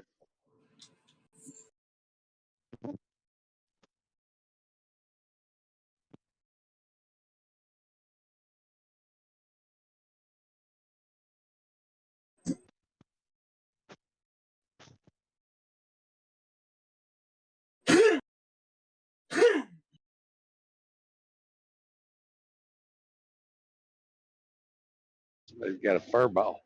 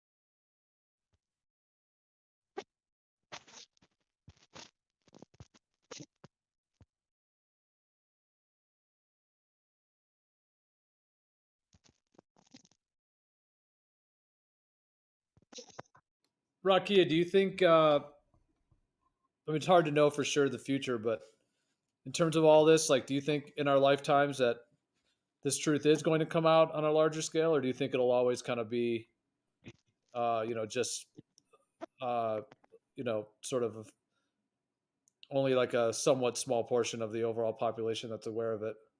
I don't know. It's progressing on a pretty big scale. Like, just in the last couple of years, the attitude towards people talking about it has changed from total ridicule to wanting to inquire or curiosity or whatever. So, well, let's ask somebody live. You think it's flat or round? You think it's a share still, huh? What about, did you have two civil engineers at your work that thought it was a flat earth? I had one. One civil engineer? One civil engineer at her work, talked about it being flat. But there's more and more people that are looking into it and like giving it a shot. And this weekend, I played poker at a casino, and at the table we were talking, and like you could tell one guy was totally like, you converted me, and then other people were curious and asking questions, and like one claimed to be a Mason. He was causing all kind of problems. And then there was like one or two other that were making jokes, 3 years ago, it'd have been total ridicule. You're an idiot. So it's definitely changing. In my lifetime, I don't know. We got a lot to overcome. They still got control of the schools and the media, so that's a tough one. Yeah, for sure. It's a huge factor. No, but I agree with what you're saying. Yeah, it does seem like there's more of an acceptance. I mean, I feel like years ago, let's say back in 2015, you brought this up to people, a lot of people were just completely like sideswiped by it. Like people actually think that, it was very like new to them, and they, just all the ridicule and all that stuff that's common. But now it seems like when it's brought up to people, there still may be some people that have that, but it seems like in general now, more and more people are like, they just respond like, oh, I don't know, or I'm kind of on the fence, or yeah, I do know. It seems like everyone knows someone at this point, that talks about the Earth not being a globe, like either family members at work. Yeah. We all know someone. Well, even in the media, like during the Super Bowl, was it 2 years ago? And it was that commercial of the old Renaissance or whatever. And they were like, tell us something new or interesting. They were like, well, the world is flat. Like they're leaking it out here and there, even in the media,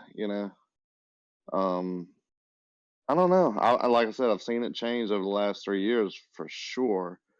But how many years does it take? Like I said, they have control of everything they need to keep whatever, they could pretty much teach people whatever they want,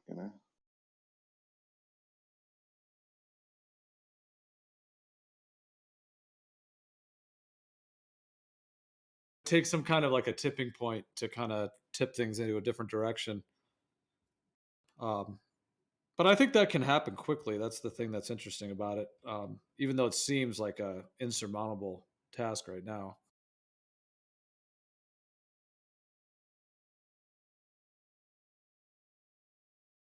And I often think about how they got everybody wearing masks within about a week. They have the whole world putting a new facial apparatus on their face. So, and of course, that's like just the way that propaganda spreads and whatever is on the news and all that. But it just shows how quickly something can spread like that, like an idea or something like that. So, I mean, could the truth spread that quickly, or could it even spread faster? Oh yeah. If it got in the media, I mean, it's over with. Like, big scientists or whoever. But like 2 years ago, I couldn't wear a baseball hat in a bank, and now I can wear a mask. And so now the mask thing is gone in my area. So all of a sudden, just by a click of the button on the media, right? I no longer, because I'm not wearing a mask or killing people. 2 months ago, I was the enemy because I didn't wear a mask. Now, nothing, no big deal. Nothing's different. I'm not the enemy anymore. No one's wearing masks anymore. It's a strange world we live in, controlled by the media. Yep, absolutely. And not to take it into a whole discussion of cannabis, but I often kind of just think about how back in the 70s and 80s, it was like the main kind of concept of cannabis is that, oh, it's just damaging your brain, it's bad for you, and it's illegal, and it's going to ruin your life and all that stuff. Whereas now it's like most people recognize it as a medicine. Not to say that everybody agrees with it. People have different viewpoints, but it's like that changed pretty quickly. Yeah, it was the gateway drug in when I was growing up. That's what they called it, to scare you. And I've never smoked, I've never, but like if I had proof or whatever that it would help me with whatever illness I had, I would definitely take it, over prescription drugs. Prescription drugs to me are the downfall of our society.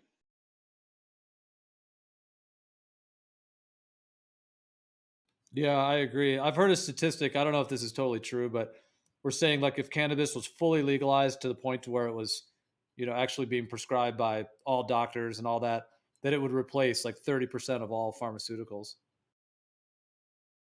I don't know if that's true. Obviously, it's hard to know that for sure, but just think of like all the pain medications, all the antidepressants. Like there's a lot of different categories, and so perhaps maybe that's why they've had so much resistance to it or to letting it be used. Of course, because it's easily grown at home, right? So it takes away from a lot of the medical drugs.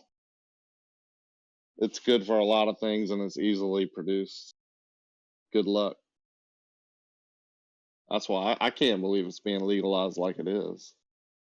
Those people, it's only time before people use it and, reap the benefits and don't need those opioids anymore.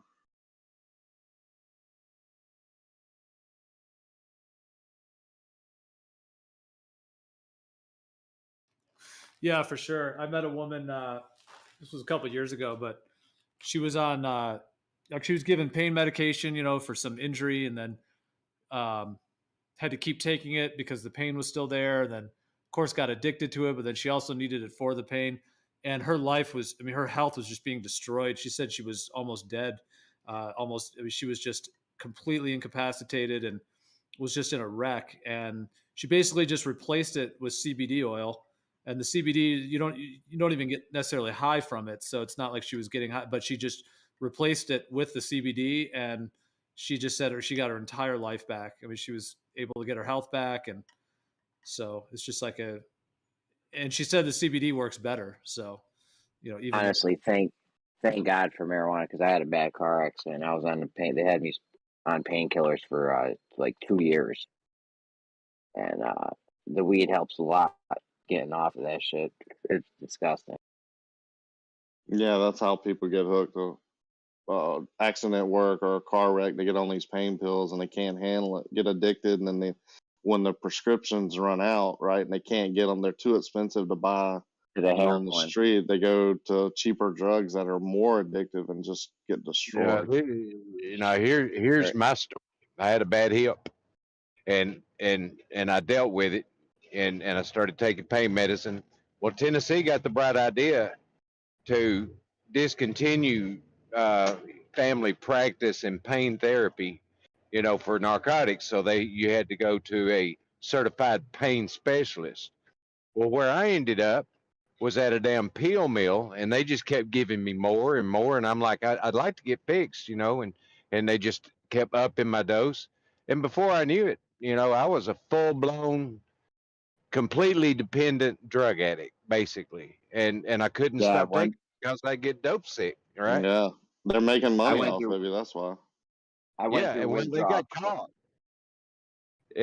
they got caught, and all the doctors that were involved in it and some of the nurse practitioners all went to jail for it. Yeah, my shit. I went through withdrawal. It was terrible, terrible. Yeah, man. Yeah. Took me 6 months to get off the pain meds and 2 days to get over hip surgery. I did my shit cold turkey. I was done in one day. I was going through withdrawal for like a week, but just one day I just decided just don't do it. I've told this story before, but my dad went through chemo and had asbestosis, and he was on all types of medicine, and he was just doing bad. He was on his deathbed basically, and he asked me and my wife, who had medical attorney over him, power of attorney, what could we do? Just we got to try something. And we said, well, it's dangerous, but we can take you off of all your drugs, but we're going to have to do it cold turkey because you don't have enough time to do it any other way. And that could kill you, right? And he said, well, let's do it. Took him off, and in like 2 weeks of withdrawal, 3 weeks maybe, of just enormous drug withdrawal, he was back healthy from bedridden, couldn't feed himself, couldn't go to the bathroom by himself, couldn't walk, to driving a golf cart, going to see friends, healthy, just because and the only thing we did was take him off all the pain meds or all the medicine that he was on. Those painkillers are no good, man. They had me all fucked up. I was constipated. I was doing hydrocodones, right? I was constipated. I lost tons of weight. But just over the course of the 2 years, I must have lost like 20 pounds or something. It had my mind all fucked up. It's just not good. They're not good at all.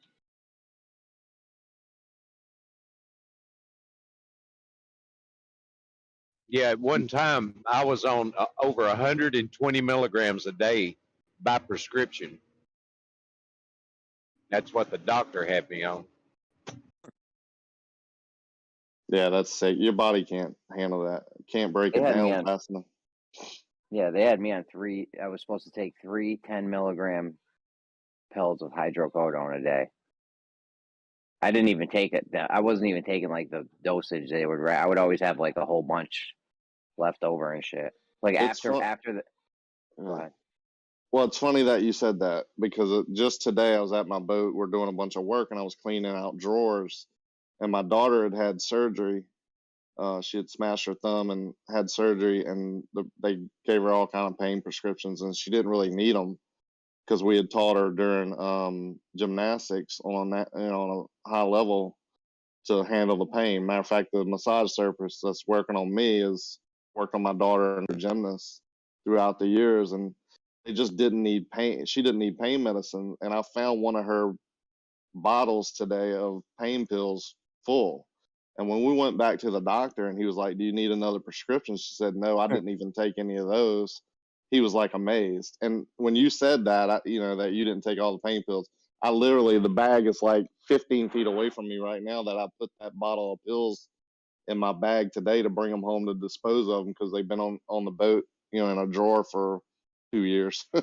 Yeah, like I would still use them afterwards. Like I would still have had really bad back surgery. I would still have really bad back pain for, I still have it to this day, but I just deal with it different now. I smoke more weed or whatever, but I would take one every here and there if the pain was really bad, and they must have lasted me like 5. I had so many, they lasted me like 5 years. My wife's like, "Are those even good?" I'm like, "They work. They still work."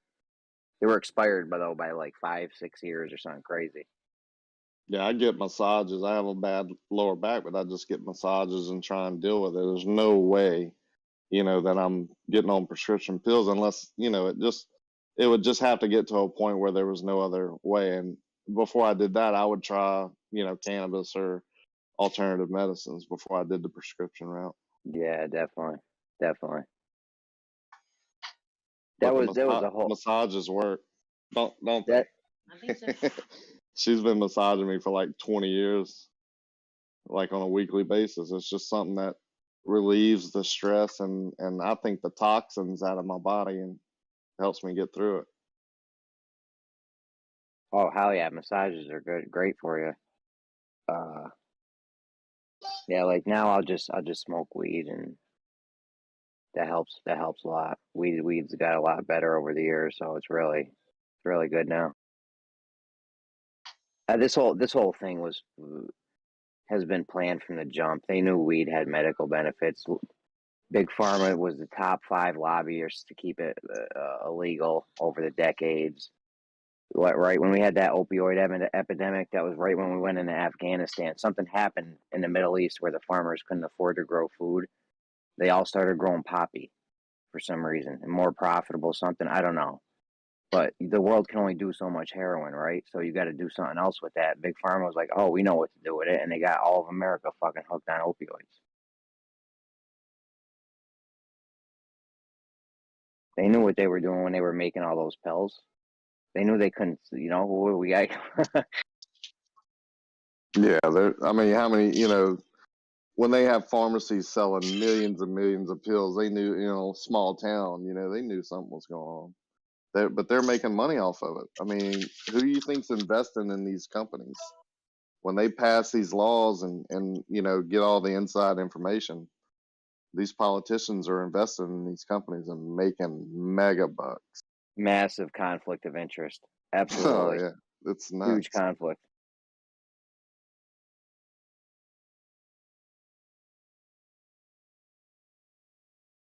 I've always said big pharma is one of the biggest conflict of interest things that you have going, because you want more customers. You always want more. You're a business. That's a fact. All businesses want more customers. When Look your at any customers are sick, what's up? any war. Vietnam. Go back to Vietnam. You watch all the movies and hear all the stories from Vietnam. It was a huge opioid, producing place. Afghanistan, all of them. That's what it's about. Drugs and oil. Yeah. Big oil. I don't trust those motherfuckers as much as I trust big pharma. They only have one goal. That capitalism is not. There's something wrong with capitalism, because it makes you not give a fuck about people, and it makes you only care about the money.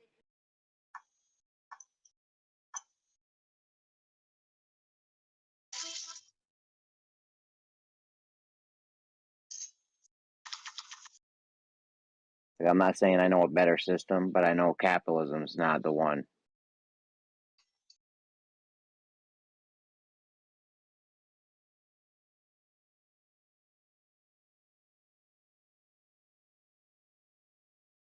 Yeah, it's a materialist ideology. It's a materialist. How do you say that? Materialist ideology. Well, it's just a system that doesn't give a fuck. It stops giving a fuck about the people aren't even a factor. It's all about the money at that point. So you're making decisions based on what's going to bring more money, not what's better for the people. Even the current science is based on materialism.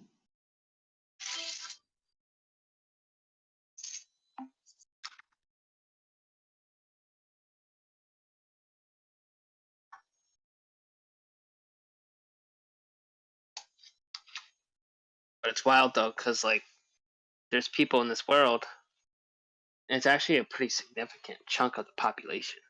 There's a lot of people in this world that material things is all they care about in life. We all know, keeping up with the Joneses, right? That's a phenomenon, because some people really only care about having a big house or having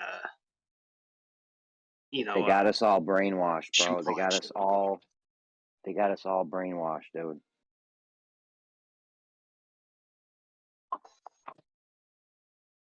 Well, some of us, you're either most of the population, worldly person or spiritual person. If you're a spiritual person by nature, you're just not. The brainwashing can't get through to you.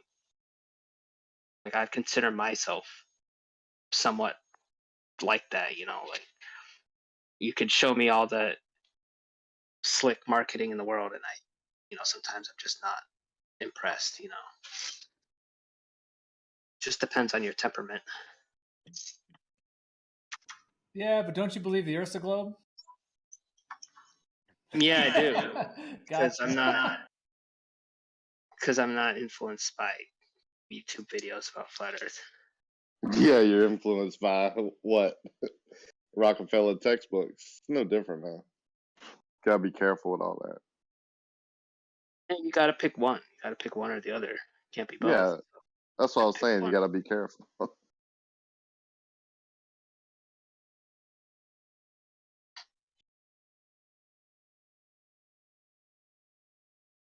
Do you have to pick one? Yeah, I don't. I don't know that I agree with that. I say just don't pick any. Just experience life and base what you think or believe off of that. So you're telling me I'm not supposed to make up my mind on things? Oh no, I think you should make up your mind. I'm just saying that I don't need to base it on YouTube videos or books that are written by other men like Rockefellers or whatever.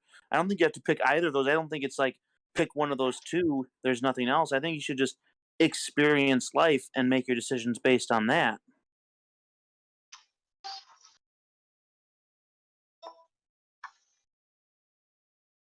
Some people aren't nihilist. They kind of have a way of finding knowledge and they go with it.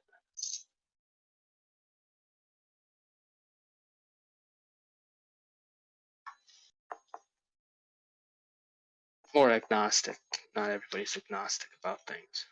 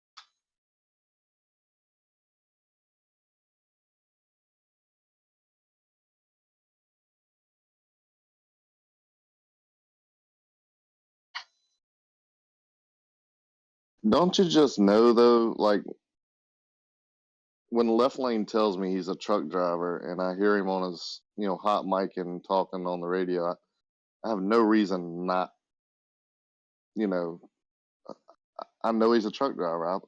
I can feel it, right? I know it. But when someone tells me something that doesn't feel right, kind of like Peyton Master Shield and the SR-71 story, you just know it, right? Like, it's not very hard if you pay attention. I don't think it has to do with feeling it though. Like the way you describe it makes it sound like some almost like ethereal or like emotional or spiritual type. I don't think that has to do with it at all. I think it just has to do with the way that human beings operate in their lives, which is we base things generally off of the experiences that we have. So like right now, the reason it's easy for us to dismiss unicorns is because we've never experienced a unicorn in our entire lives. It's never We have happened. experienced truck drivers, though. So we know truck drivers are a We've real thing. experienced vehicles. We've experienced like someone getting into a truck and driving the truck. That's not like some weird claim. A magical being like a unicorn having rainbows following it while it runs around. That's a weird claim. That's strange. That's unique. That's a, like, to our knowledge, what we've experienced in our lives, that is an absurd claim. Whereas someone driving a truck down the road is not in any way absurd. That matches what we've experienced in our lives. So of course you wouldn't question that unless you had evidence otherwise.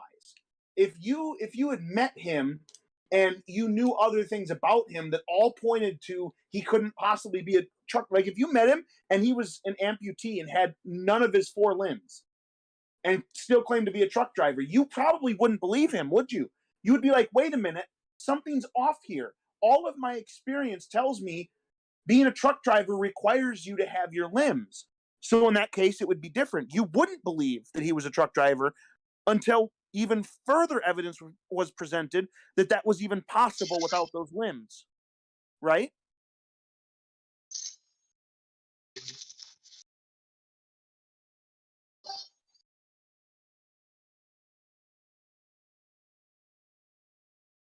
And I think that's just the way that human beings live their lives.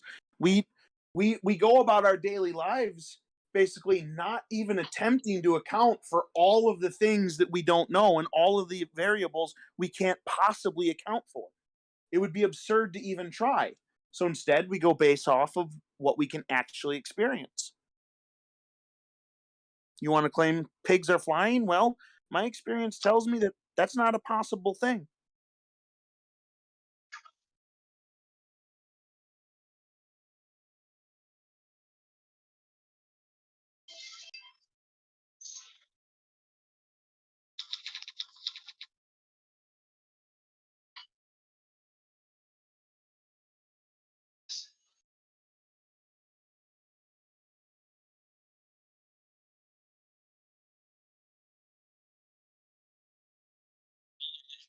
should know how to fly because they're the smartest animal. So they're letting us all down.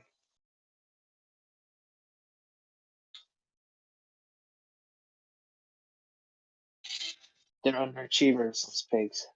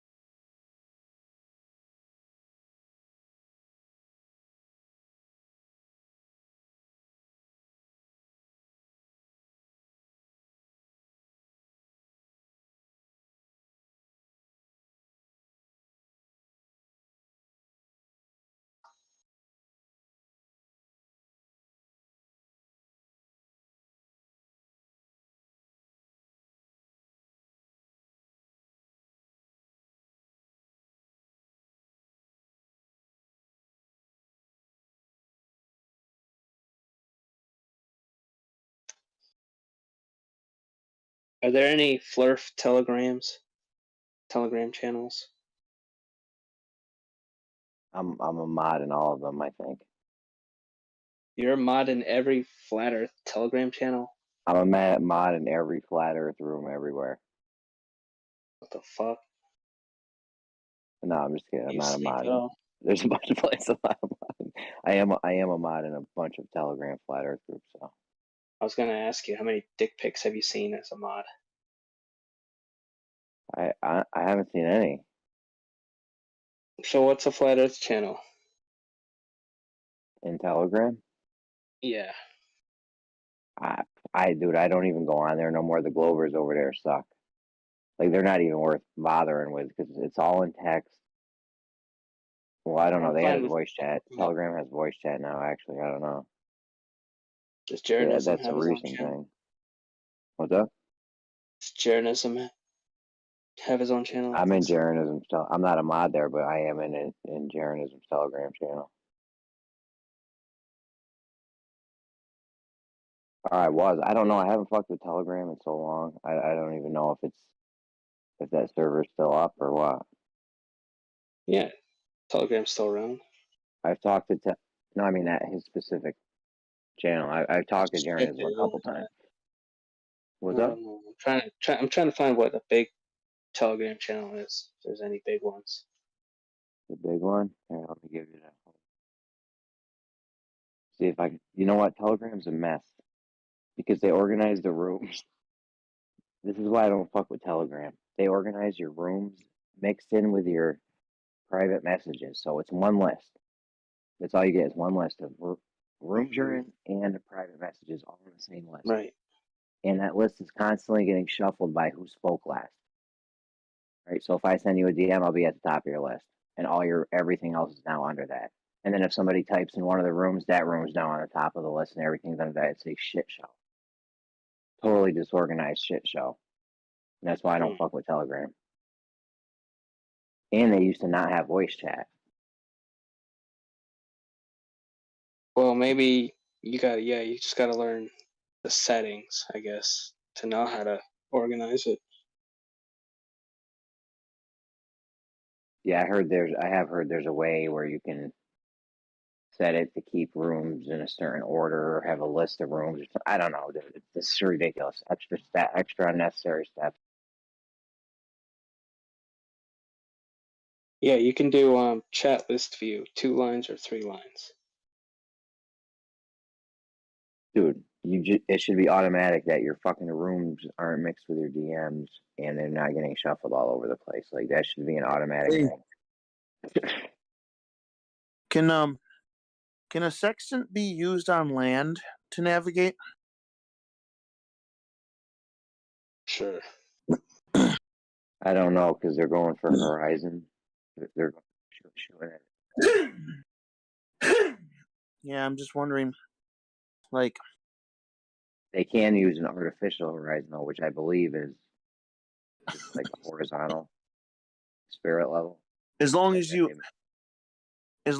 pick a star that's above anything that you see in the distance, as long as you can see the star, then shouldn't it be fine because you're just assuming a horizontal out in front of you anyway? Yeah, I don't. Okay, there's times when they can't see the horizon.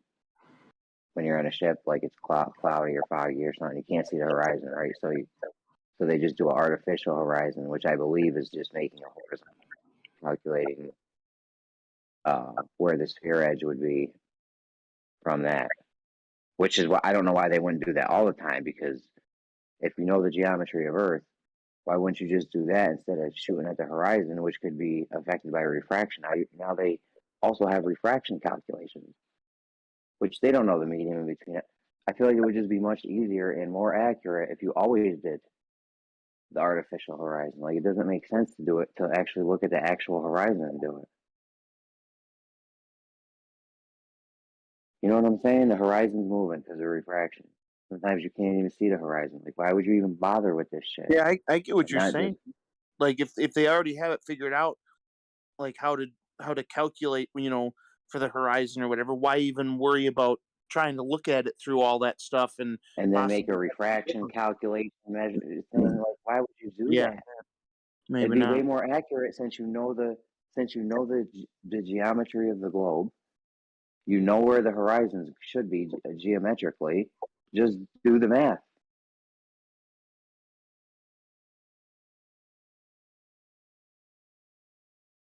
It'd be way more accurate if you did that than if you were to actually look at the horizon. Because, like I said, when you're looking at the horizon, then they're also doing refraction calculations when you look at the horizon one, right? You have to, because it's moving all over the place. So I don't know where they're getting the fucking. I don't know. I don't know why you would do that. So this that I'm finding on Google indicates that you would need to adjust for your position above sea level.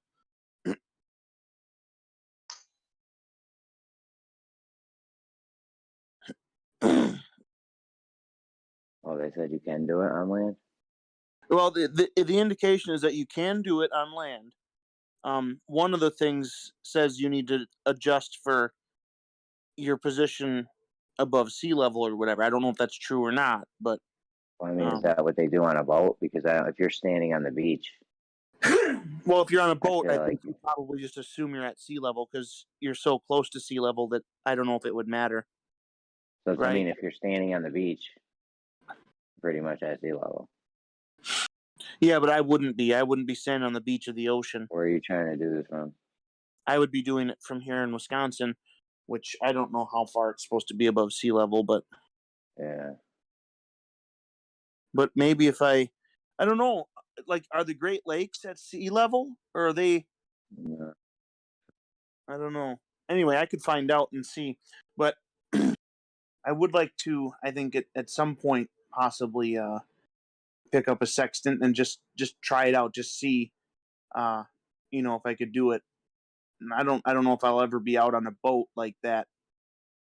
I was gonna say, what lake are you near? You could probably go do it on that, maybe. I don't know if even know. I don't know if you could even do it on that. I think you have to be sea level. I don't know. I'm not sure. Maybe not.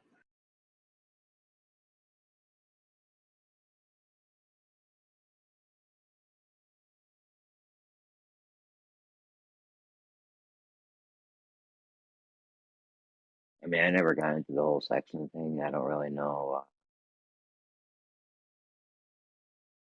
I don't know. I'd like to see, like, there's a challenge out, and I'd like to see a flat earther actually do it. Like, do a sextant measurement.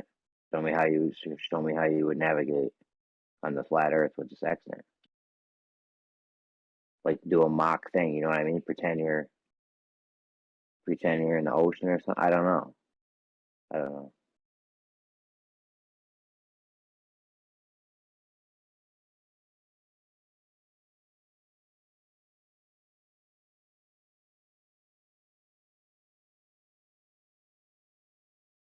They act like we couldn't have a GP on a flat Earth. A flat Earth is going to have a GP, right? All the stars are going to have GPs on the flat Earth. We know we can get underneath stars.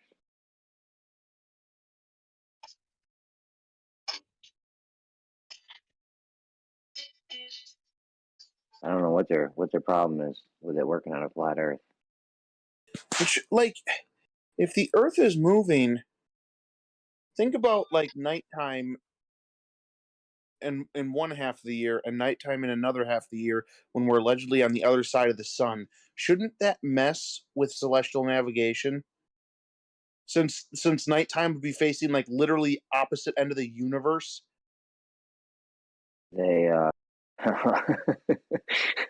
they just do it with different stars. They got it all in the almanac. They got it all figured out, and it works, Bob. No. Yeah. Oh, my bad. I forgot. We got the Jesus. Come on, man. What am I even doing? Oh man. It's science. There goes Bob Dole again. See, that's why we wonder if you're the real Bob Dole. We're not sure. It's inconclusive. It's not definitive. Now listen, Gio. Okay, this was sarcasm and whatnot. This is a little jovial activity here going on between me and Jeremy. We don't need you casting aspersions on my identity. All right. We can't just be handing out real Bob Dole roles to anyone here. No, you can't be. You can't be handing them out to anyone. You should be handing it out to me one time. End of story.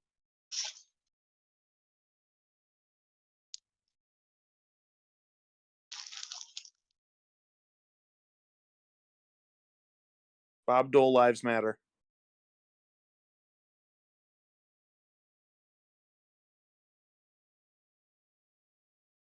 Well, it's kind of funny because didn't Bob Dole used to talk about himself in the third person?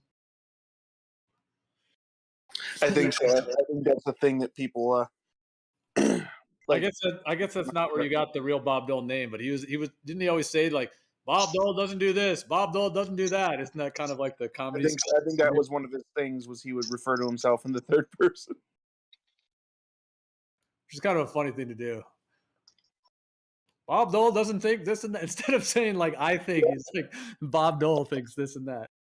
Well, I mean, I get maybe it's a tactic. Like if you're referring to yourself in third person, like it's just more opportunities to put your name in other people's minds, right? So maybe it's some sort of a subliminal or subconscious like tactic. Here's what Bob Dole thinks. Here's what Bob Dole does. Like it's just like it's more opportunities to put yourself inside someone else's mind or whatever, right? It is a big game if you want people to know your name, right? You want to get your name out there. You want people to know who you are. If you keep saying it constantly, so every time someone hears you talk, they hear your name. It's probably a tactic, maybe. But there's normal people that do that too. So No, what he's doing is he's trying to get people who pick up a banana or an apple from the store and see the Dole sticker to associate Bob Dole with fruit and everything you put in your system.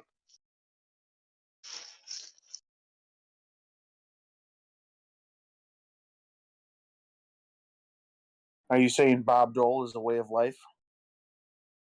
It's a lifestyle.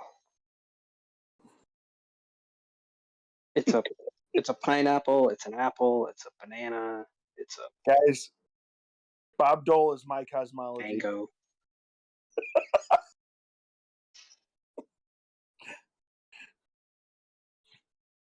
You want to join me, Jeremy? We'll officially claim Bob Dole as our cosmology.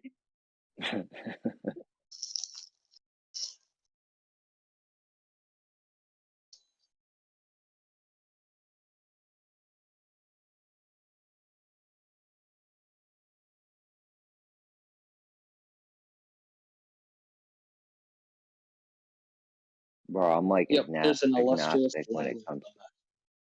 What's that? I was gonna say there's an illustrious line of people who almost became president in American history.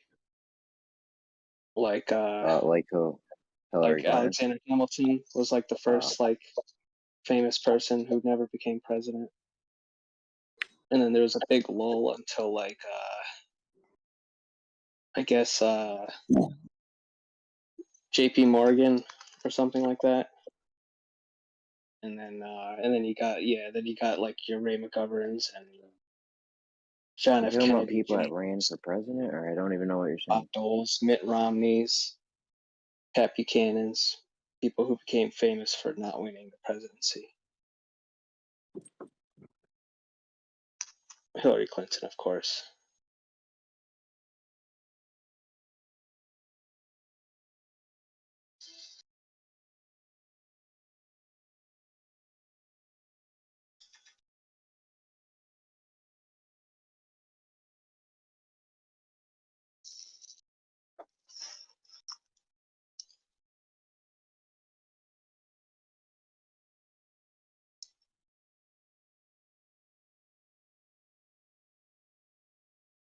Bridesmaids.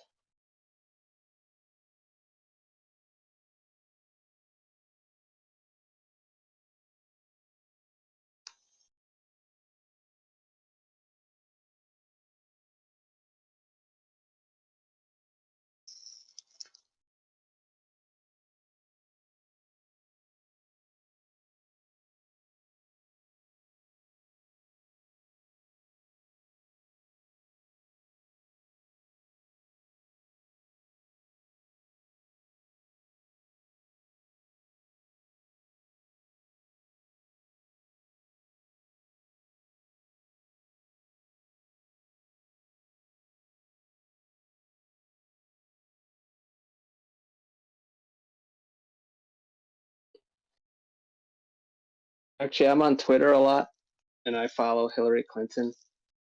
And every single time Hillary tweets, there's always like other women like who reply to Hillary Clinton's tweet, and they all say the generic like, "You really won in 2016," or they write like, "You were president."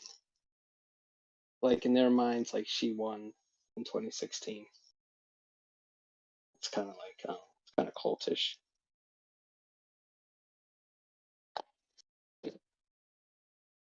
It's like similar to the like Simone Biles. Remember, she like dropped out of the Olympics. Some people in the media were saying like, well, she dropped out of out of her competition, but she actually was the real winner. It's like, all right. I mean, if you really subscribe to like all this new age ideology, sure. Like losing is winning.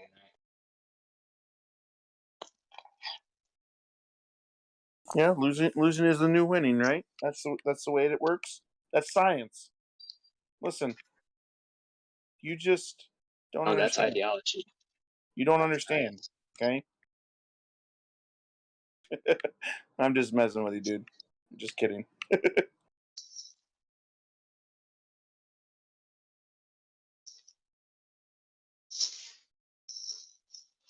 Losing is winning. Whoever thought?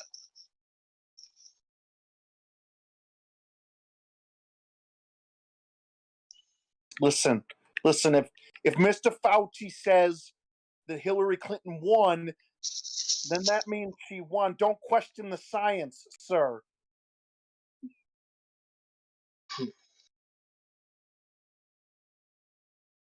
Yeah.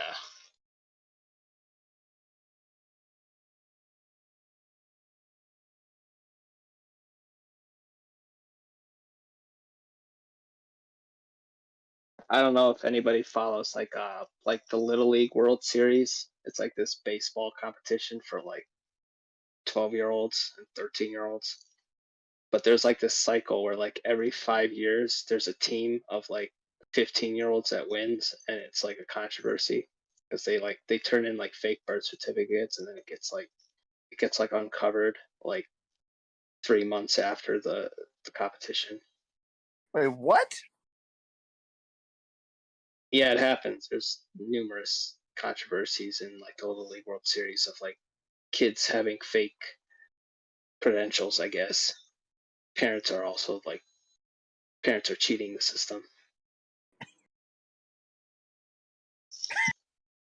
So they like, I don't get it. They like sign up and just win?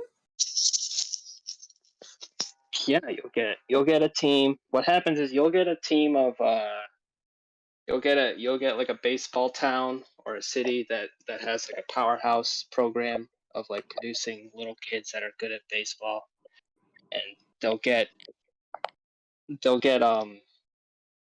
too caught up in all the competition, and they'll really want to win the Little League World Series and get the kids on TV.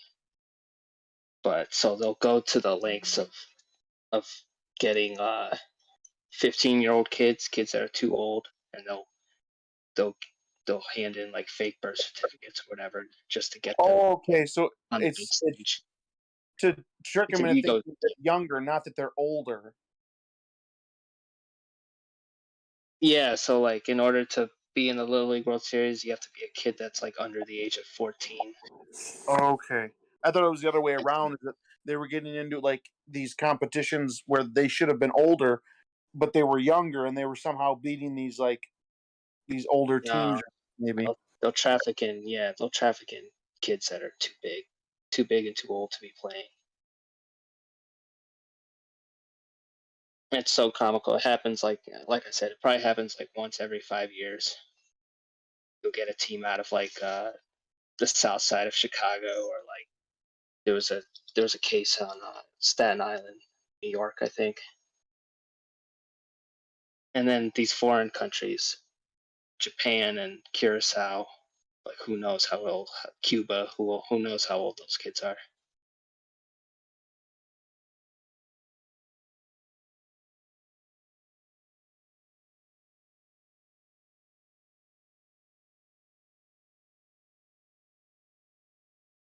I saw this kid the other day. It blew my mind. He like stepped off a school bus, and this dude was like, he was huge. He was at least 6'2". He looked like the grown dude. And he walked off the school bus. I assume he was sitting in the back of the bus. But it's like, damn, he was one of those high school kids that's like giant. And I guess he has nobody to drive him home or something.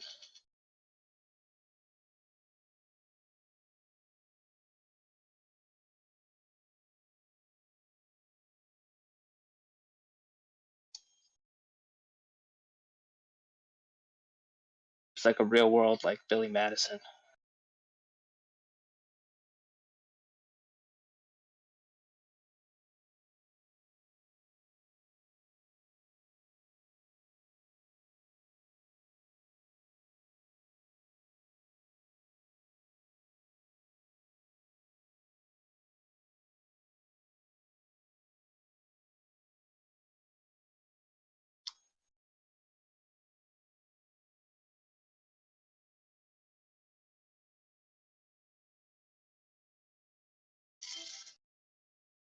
Nice. I like it. I like it a lot.